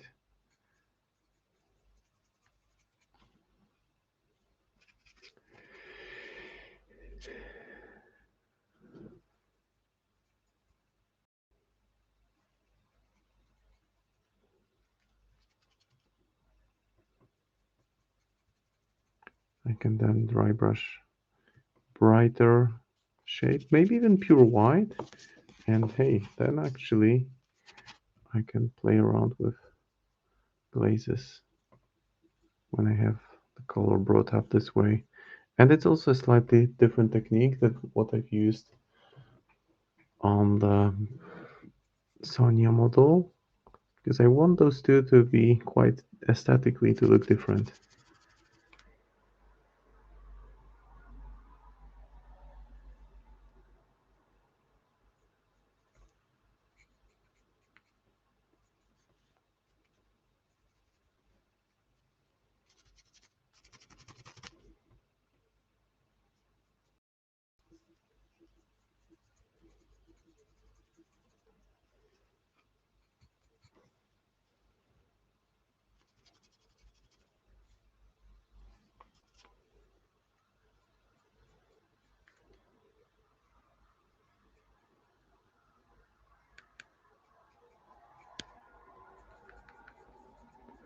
So just making sure that this quick dry brush is evenly spread around the whole miniature.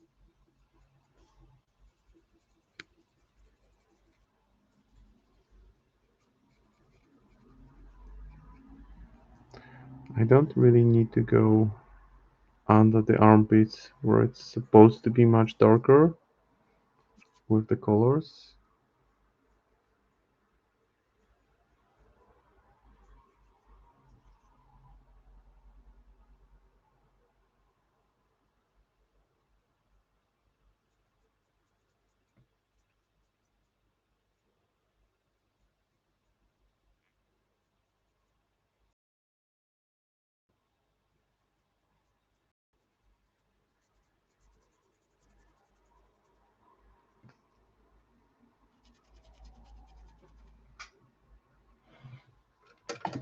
Let's move the light closer. I still don't want it too bright because that's the base I have. And the base is super bright and vivid colors, so I want the miniatures to be, well, like slightly muted in terms of intensity of colors. Maybe a bit of highlight on the trousers just to get this rough looking chalky finish. And that's what semi-dry dry brushing paint gets you.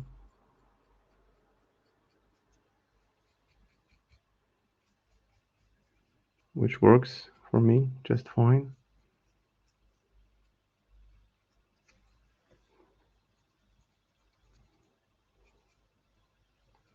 I'll then give it a wash of black. And for the shirt, I will, in a second, I will move to switch to brighter shade of white. Not pure white still, more of the ivory white type.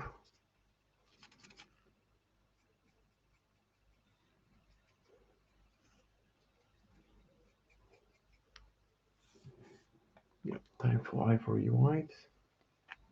Then maybe pure white, but then I haven't really made up my mind yet. I will see how it looks after another pass of slightly brighter shade.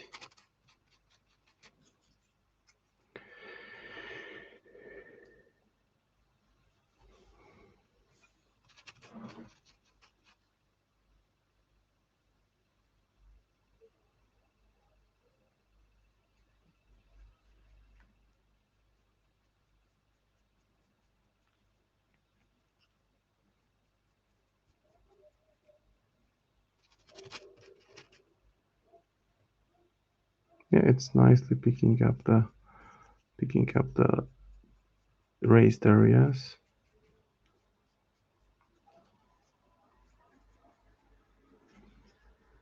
which wouldn't be possible if I moved directly from this dark shade to almost white color. I'm just pressing it harder where I think the area should be brighter.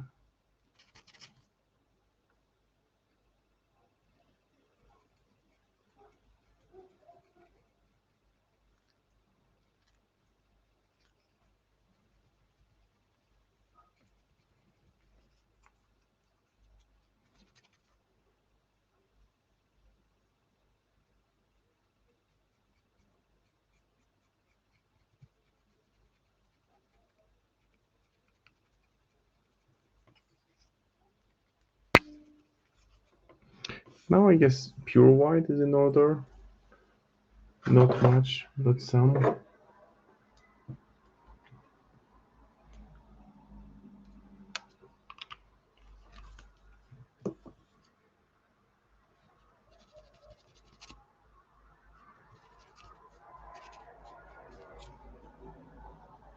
Just to give this extra definition to the raised areas.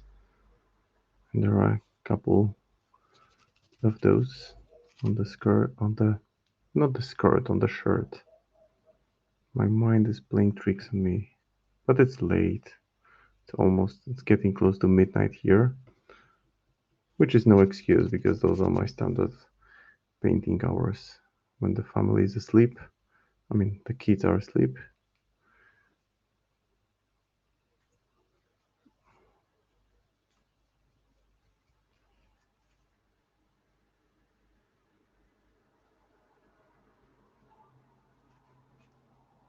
Yeah, so looking pretty good.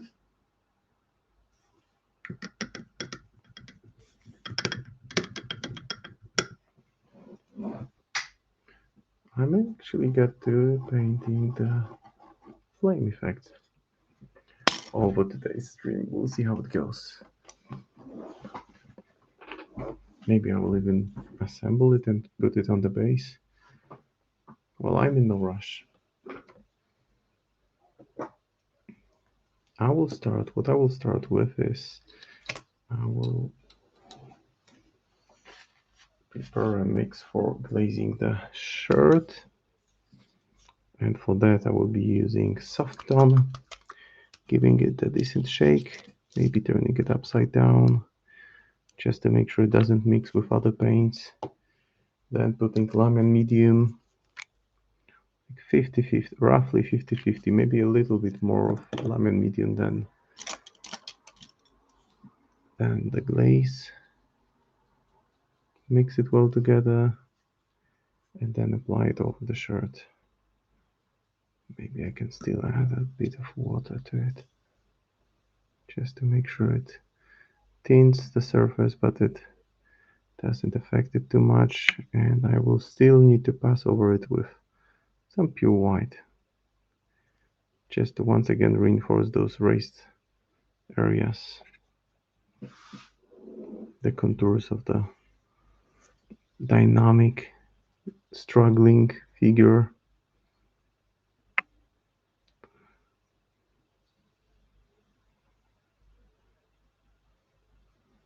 This will need to dry completely before I can do anything else, meaning that I can already start thinking of what I'm painting in the meanwhile, while this section dries.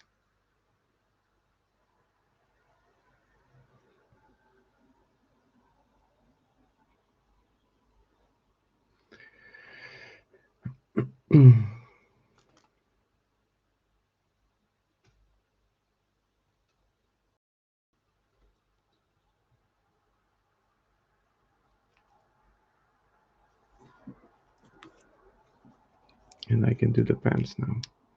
So just black wash over the whole surface. And as you can see, I've sped up considerably with this thrall part, because this thrall, while it stands at the front, it's not a frontal central point of this mini diorama, I would even say. because this is just, despite the fact that it's standing in the front, it serves the purpose of being a background to what's happening really. And what's happening is Sonnia embracing her, well, inner flame. So let me pause for a second. This is where we are with the thrall.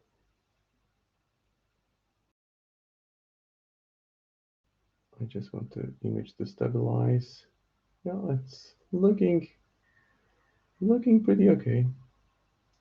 The head, where's the head? If you are asking the question, it's all in Sonnia's hands. That's where the head is. Yeah, looking pretty okay.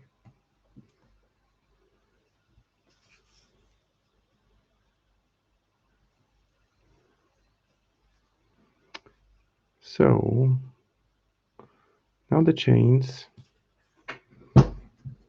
So again, pure black, black Templar,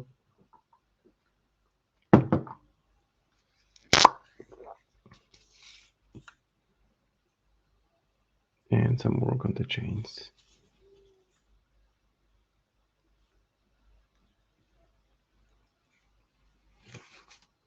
Let me get it to a better spot so that it's clearly visible what I'm doing.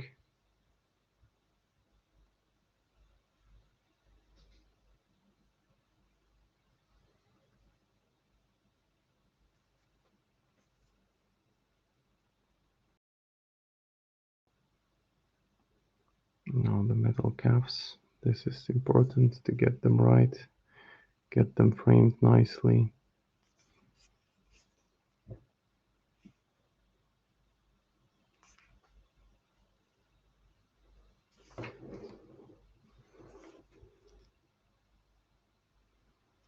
The front of the chain, this should all be solid black, because if I skip any bit of it, then it will look really bad with highlights. You don't want white showing through in the areas which are later on base coated with dark color, because it really ruins the final effect.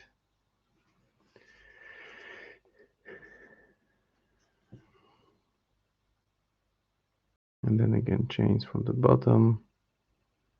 This will take a while to dry, so while it dries I can still work on other things. It would be absolutely impossible to work, I mean possible but extremely inconvenient to work on this thrall if I assembled it with Sonnia first, just making it really hard.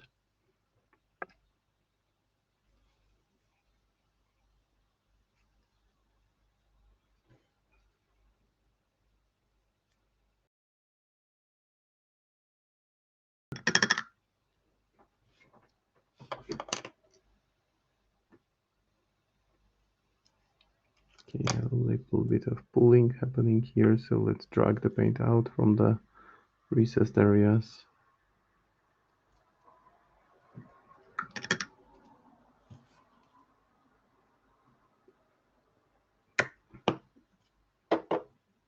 And while I'm at it, I can already apply some of the skeleton horror to the areas which should be more shaded. So the armpits and lower sections.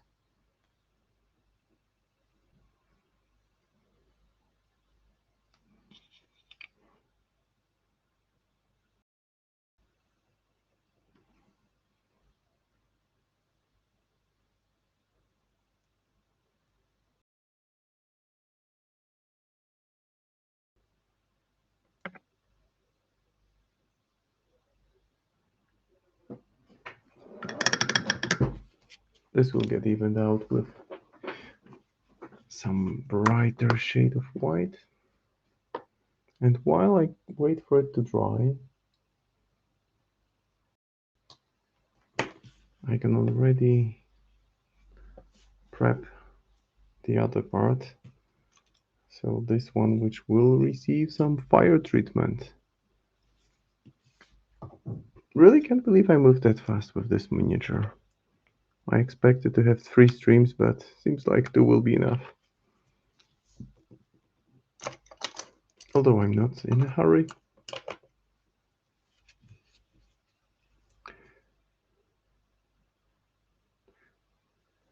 I mean, the only miniature that I painted in a hurry was Hodgepodge Effigy for my own collection, because I wanted to get it painted for gaming night at my local club. So I painted it over maybe 30-40 minutes, and it looks decent. And I don't use it too frequently. I use it as a summon for the Raider 2. So it hits the table every couple games. But I'm not happy about it. I look at it and all I see are areas for improvement. And that's why I don't want to rush things. If it was a main character like Master or Henchman, then I just wouldn't be putting it on the table. I would strip it and repaint it, but I don't really care about Hodgepodge Effigy. It's a decent model which has some nice healing, but it doesn't bring that much to be worth this extra effort.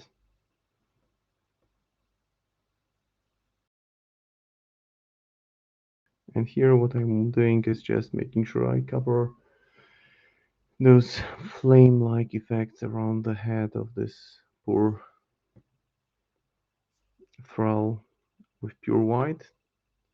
So that means that I will need to put at least 2 thin layers, maybe even 3 or 4, depending on how well it dries and how it looks after drying, whether it's pure white or still some other colors shine through or show through,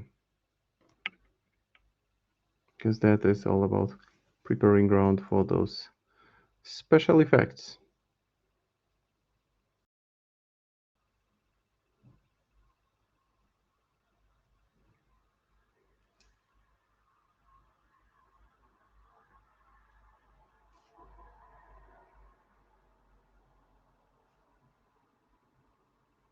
Just making sure that Sonya's fingers are at least partly visible here.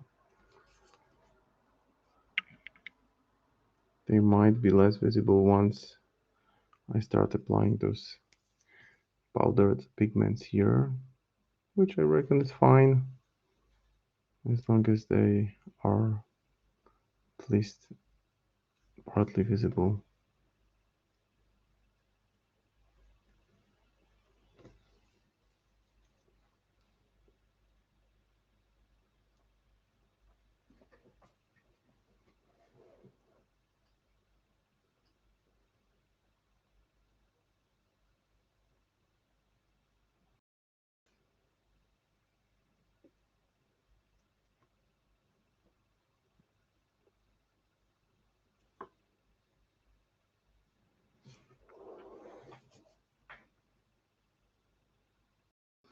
Yeah, that looks distinct enough, and you can already see how much it affects the overall composition when you have this bright spot to the front. Maybe a little bit more towards the eye sockets.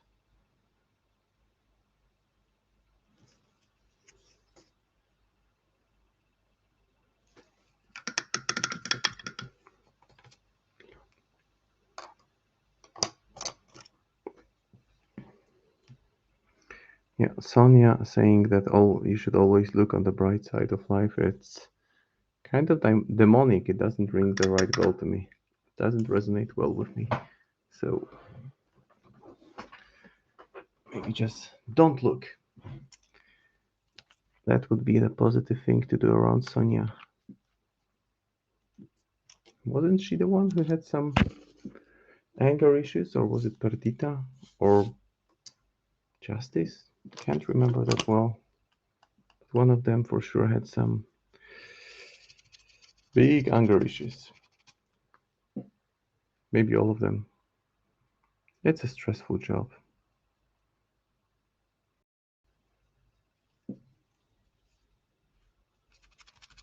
So bringing it all back with some white again. Just lightly going over the raised areas to make sure that they are clearly outlined and indicated.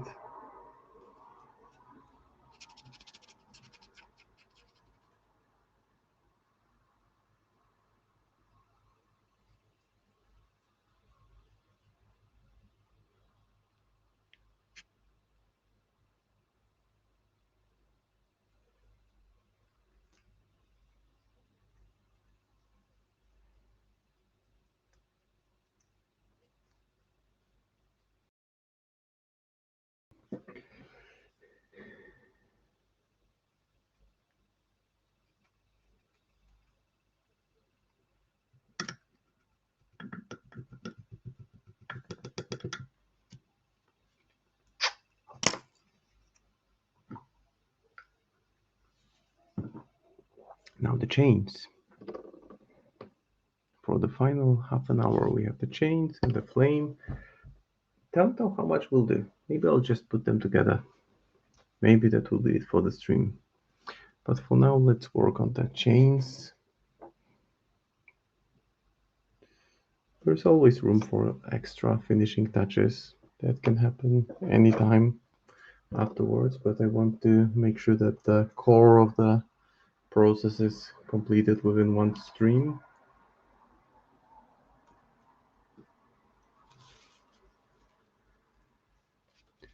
Hello again. Just some light painting with side of the brush. I may even get them, maybe I will give them a bit of a red glaze just to indicate that they are close to fire, or maybe not. I'll see about it.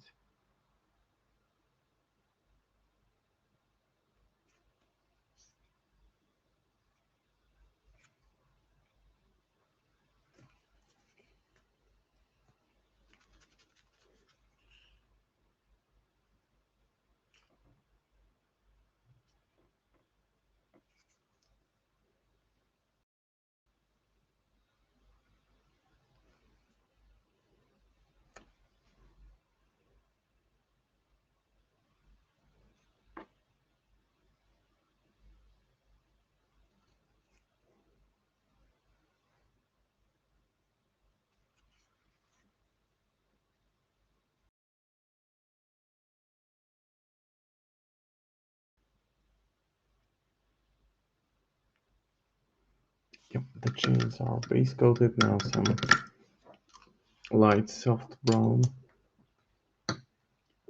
glaze on top of that, and while they are drying, I can already assemble the miniatures, I guess, because why not?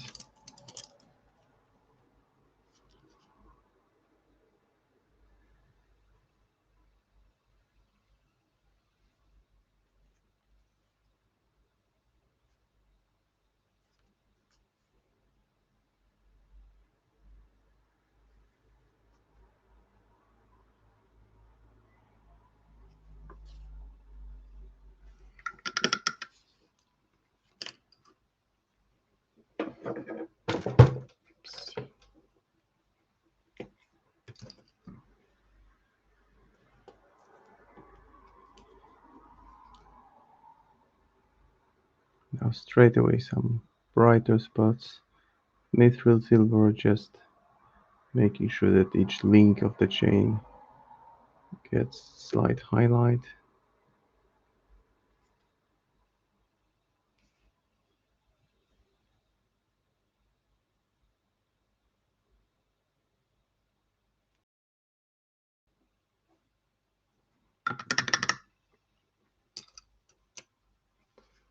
Yeah, now why not? Why don't I assemble it? Let's see how it goes. Here's the super glue, here's the base. And the base has some holes in it that I've already drilled because the models are pinned to the cork, to the wine cork, which had been cut in half. So I think that I want those flaming effects. I want to start working on them once the miniatures are at least put together, because that way I have more of a control of the process. I can not only do them based on how I think they should look, but how they look next to some other elements. So which hole was for Sonnia? I believe these two were for Sonnia. Yeah, they fit in nicely. So there is Sonnia, how she stands on the base. And the thrall, which could be a bit challenging to link well, to align with the intended position, but we'll see. It's a more of a dry fit what I'm doing now. Guess that's here. No, that's not the hole. Those are not the holes for Sonnia. Those are the holes for Sonnia. And those are the holes for the thrall. There are only 4 of them, so yeah, it fits. Maybe not a perfect fit, but I can bend it into obedience. At least the Sonnia fits, that's the important bit. And here I will just need to see what do I need to do. Yeah, it will be all right. So I can just go ahead and actually glue Sonnia in.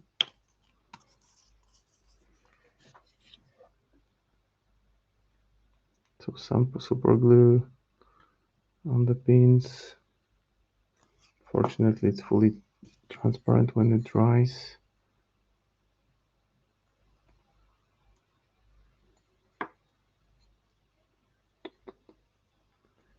Now I'm thinking, was it this one and that one? No, those were these two. No, these two.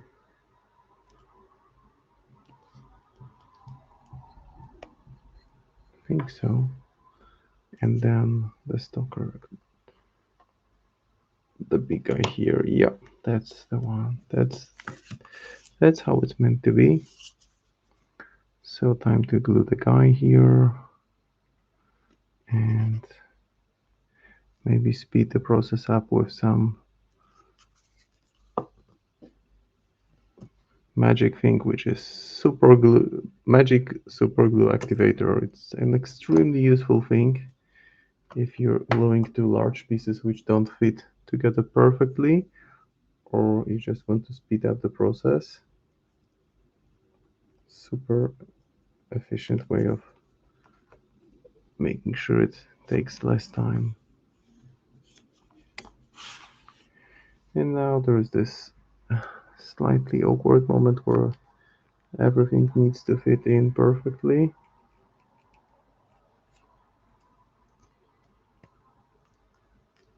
And it does fit. Maybe this one doesn't fit that well. It's a little bit of back and forth, but we're getting there. Yeah, now it's good. The fit is not perfect here with Sonnia and the knee, which I guess it's fine because that knee can be raised. So I can just remove the pin and I'll put something else on the base there. And here at this point I can already go ahead and use the super glue activator and just lightly spray it, and on the base as well. I just hope it doesn't melt the paint, but what it will do, it will cause the glue to harden, and I will not need to hold it for a number of minutes. It will just speed up the process considerably. So might be not the most phenomenal thing to showcase while streaming, but it is part of the process. Well, the only thing that happened was that I just need to quickly retouch the white on the face, which is not a biggie, and I will actually, sorry for taking it off screen, just wanted to bring it closer to the light. I will actually go ahead and even paint the area around the face white. That way, when I start applying this special effects, it will look as if he was really burning out from the inside. That's why this I will be smart about it and just use, instead of gap filling, now I can use the dry pigment to get this glow effect here around all over the head.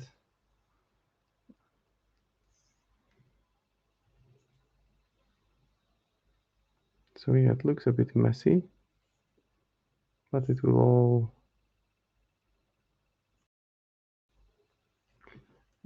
be clear. It will all be mostly flames.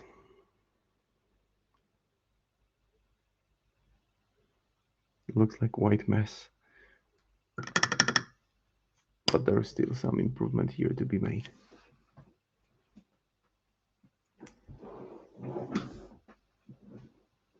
But I just wouldn't be able to paint it if I had assembled it beforehand. So yeah, we have the super bright base. I can just pause for a second to just reflect on where we got.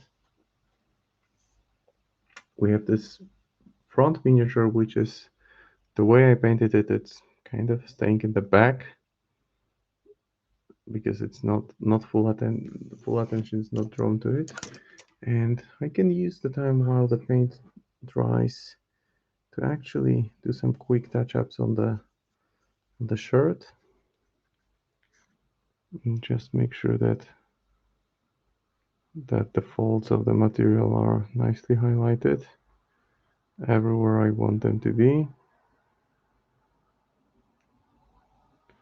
because there are some rough transitions and I want to smooth them over. That's what I meant. That's exactly what I meant. It's kind of, my thinking is that, yeah, let's see how it comes together. Because while I had this general idea in my head how it will come together, it's always good to see that it actually worked out. I will still need to use some work here, I think, just to make sure that it's not visible that his leg is above the ground here. I will glue some tufts of grass here, maybe the same around the legs of Sonia. Easier to bend the miniature and risk breaking it. And I can actually, maybe even tomorrow, take some pictures of the final product.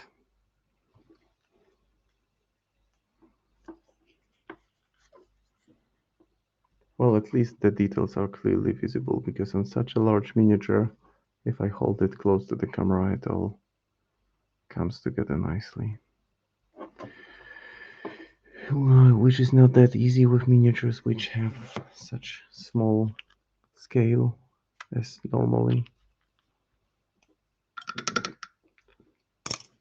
Time to do a bit more work on the white. So we see that it's not a problem, it's more of an opportunity to get creative. Like this gap here, like how to fix it. Well, I will just put a tuft of grass here. That way it won't really be visible. Now we'll just add a bit more white here.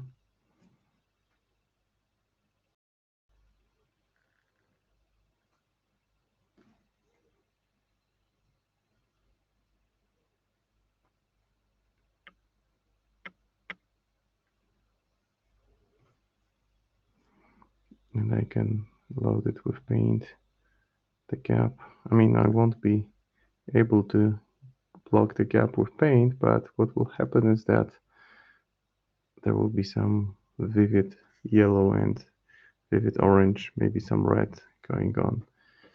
So essentially the only thing that remains to be completed here is this flame effect, which I have about 20 minutes, so there's plenty of time still.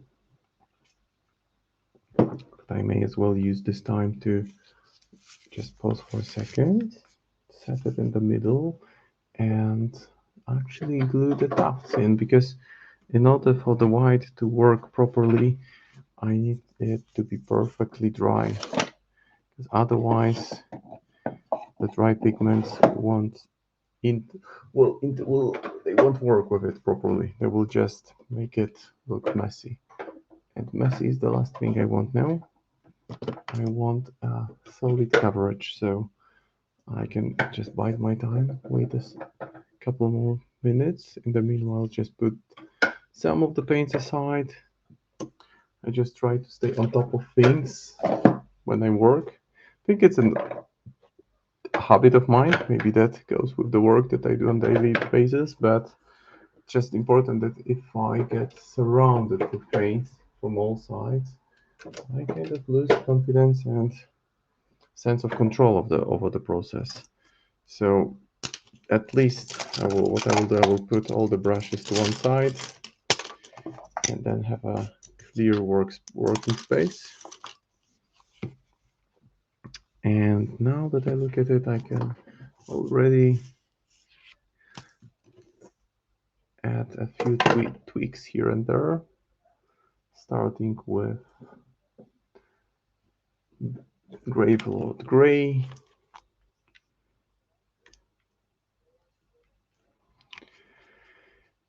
and adding some of it to the base, to the areas where the super glue dried.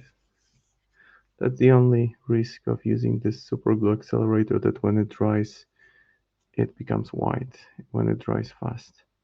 So that's why I will use black glaze in those areas, and I'll be gluing some tufts of grass anyway, so that won't be a major challenge.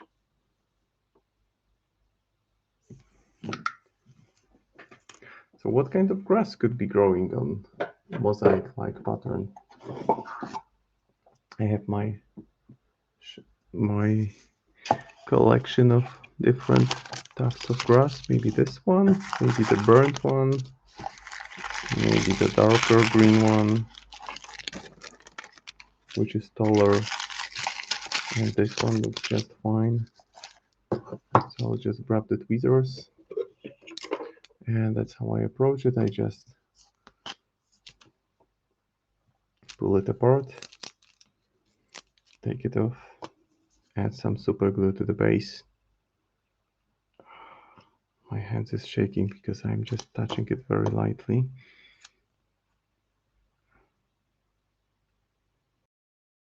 Okay, and now I need to squeeze it into here. See, it's already fixed. There is no gap, only tuft of grass now. So it doesn't look anymore like the leg is held in the air. I mean, the knee could be up in the air as long as the foot is not. So I'll do the same on the foot. Just put, oh come on, why is my head shaking so much? Maybe it's from the wrong angle. A little bit, a drop of glue. Hey, McBluff. Nice of you to drop by. Almost done with this lovely lady and the unfortunate gentleman. And just adding some tufts of grass for the base. And then I will probably have to do the fancy flaming effect offline, because I may be unable to squeeze in the time and I don't want to go over the time. No need to overrun. We want to finish on time. Maybe a smaller tuft next to her shoe.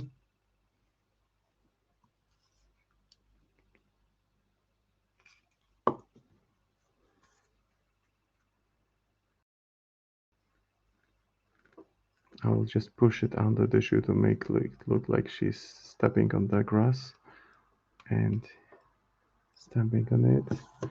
The same, I guess, on the other side.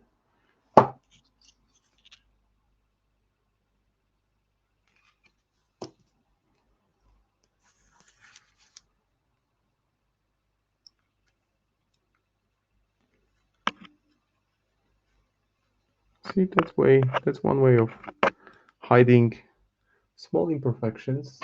Hey, pretty good, thank you. Thank you. It's been, a pretty busy day, but things calmed down late afternoon for me.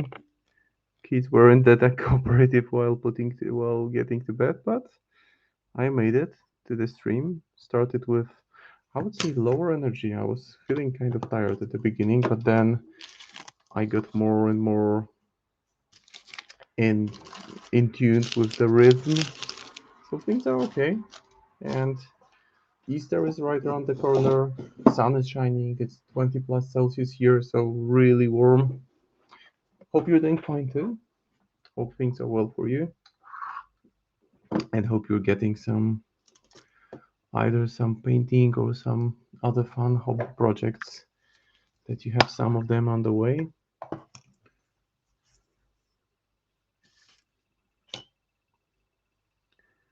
I will just add a touch here because I thought that I missed a spot here. Okay, well, okay is not great, but okay is not bad. So I take it things could have been better, but they aren't bad, which is oftentimes more than we can hope for.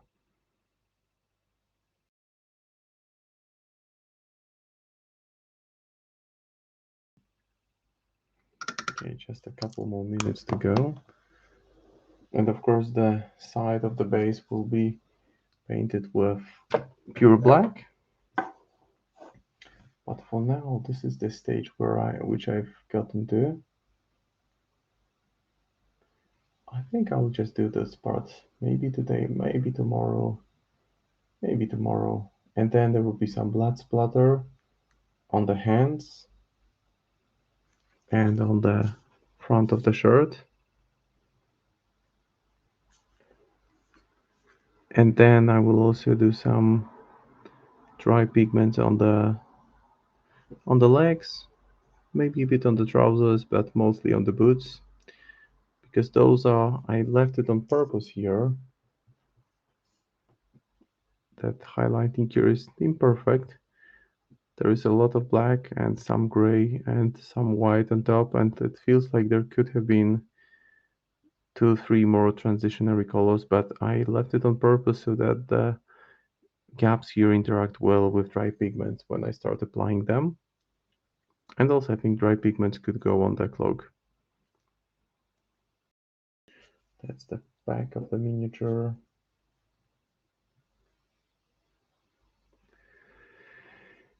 And some cleanup here. I can already see that there is a need to clean it up a little bit, which is good. And I've been repeating it over and over again, keep on rotating the miniatures. That's the only way to identify any flaws or any areas that you want to improve. Because otherwise, you can miss out on a few things that don't need much work, maybe just a quick retouch in order to look much better. That was just one example of one such thing. Now that white is still not perfectly even, so I'll just apply a little more of it. Slight way of saying I think the worst is over for today and it should be chill from here on, but overall I'm doing fine. Alright, that's good to know. I mean, fine is better than bad, right? There are days in the week that I also think, damn, I just wish I could be fine. But then things tend to, go up, then they ramp up, then they go down. I'd say it's the way things work. As long as in the end things balance themselves out, it's all good.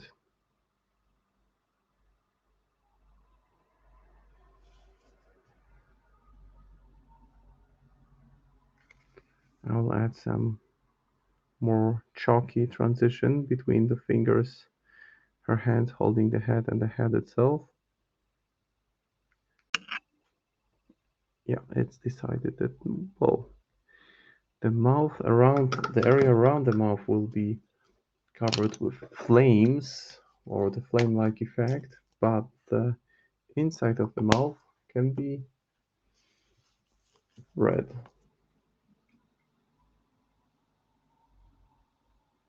Yeah, that should be darker than the area around it, which is just fine. Yeah, so I'll be wrapping things up. As always, many thanks to Kimberly for making sure things run smoothly from the tech side. Many thanks to all of you who joined, commented, asked questions. I always enjoy these kind of interactions. So that's the Iconic Sonnia. Not finished, but what I will do, I will just add dry pigment and the fancy flame effect. Maybe some blood on the blade here, just to show that it's been put into use. Then some blood speckles around the wrist, which because if it's a big guy, he's pulling it with all his strength, then he's bound to hurt himself. So the idea was to have dark Sonia, dark character in front of her, dark witchling thrall, and bright base, and then Fury, red hair, ginger hair, if you will, and some flame effects going on. So I didn't get to paint the flame effects, but I will do it separately, maybe tomorrow, I think. I'll call it a night for today. And next time around, I plan to do some the other side miniatures because I have never painted anything from the other side. I don't think I have. For sure, I had never done it on the stream. But for now, it's a wrap. It's 5 to midnight here, so I will call it a night. And I will make sure to share the results of the paint job on my Instagram, which Kimberly has kindly linked here. So what the thought, that's the name of the account. That's the last stream for the week. And next week it's the standard pattern. This week I swapped with Eleanor, who was kind enough to accommodate my request because I wasn't able to be here on Tuesday. But keep on happy painting. It's good for your brain. It's good for your emotions. It grounds people. It tends to ground me in the reality and just makes me feel better. So hope it does the same for you. Thank you for today. Stay healthy, stay well, stay happy, stay worried, and until next time. Cheers. Bye.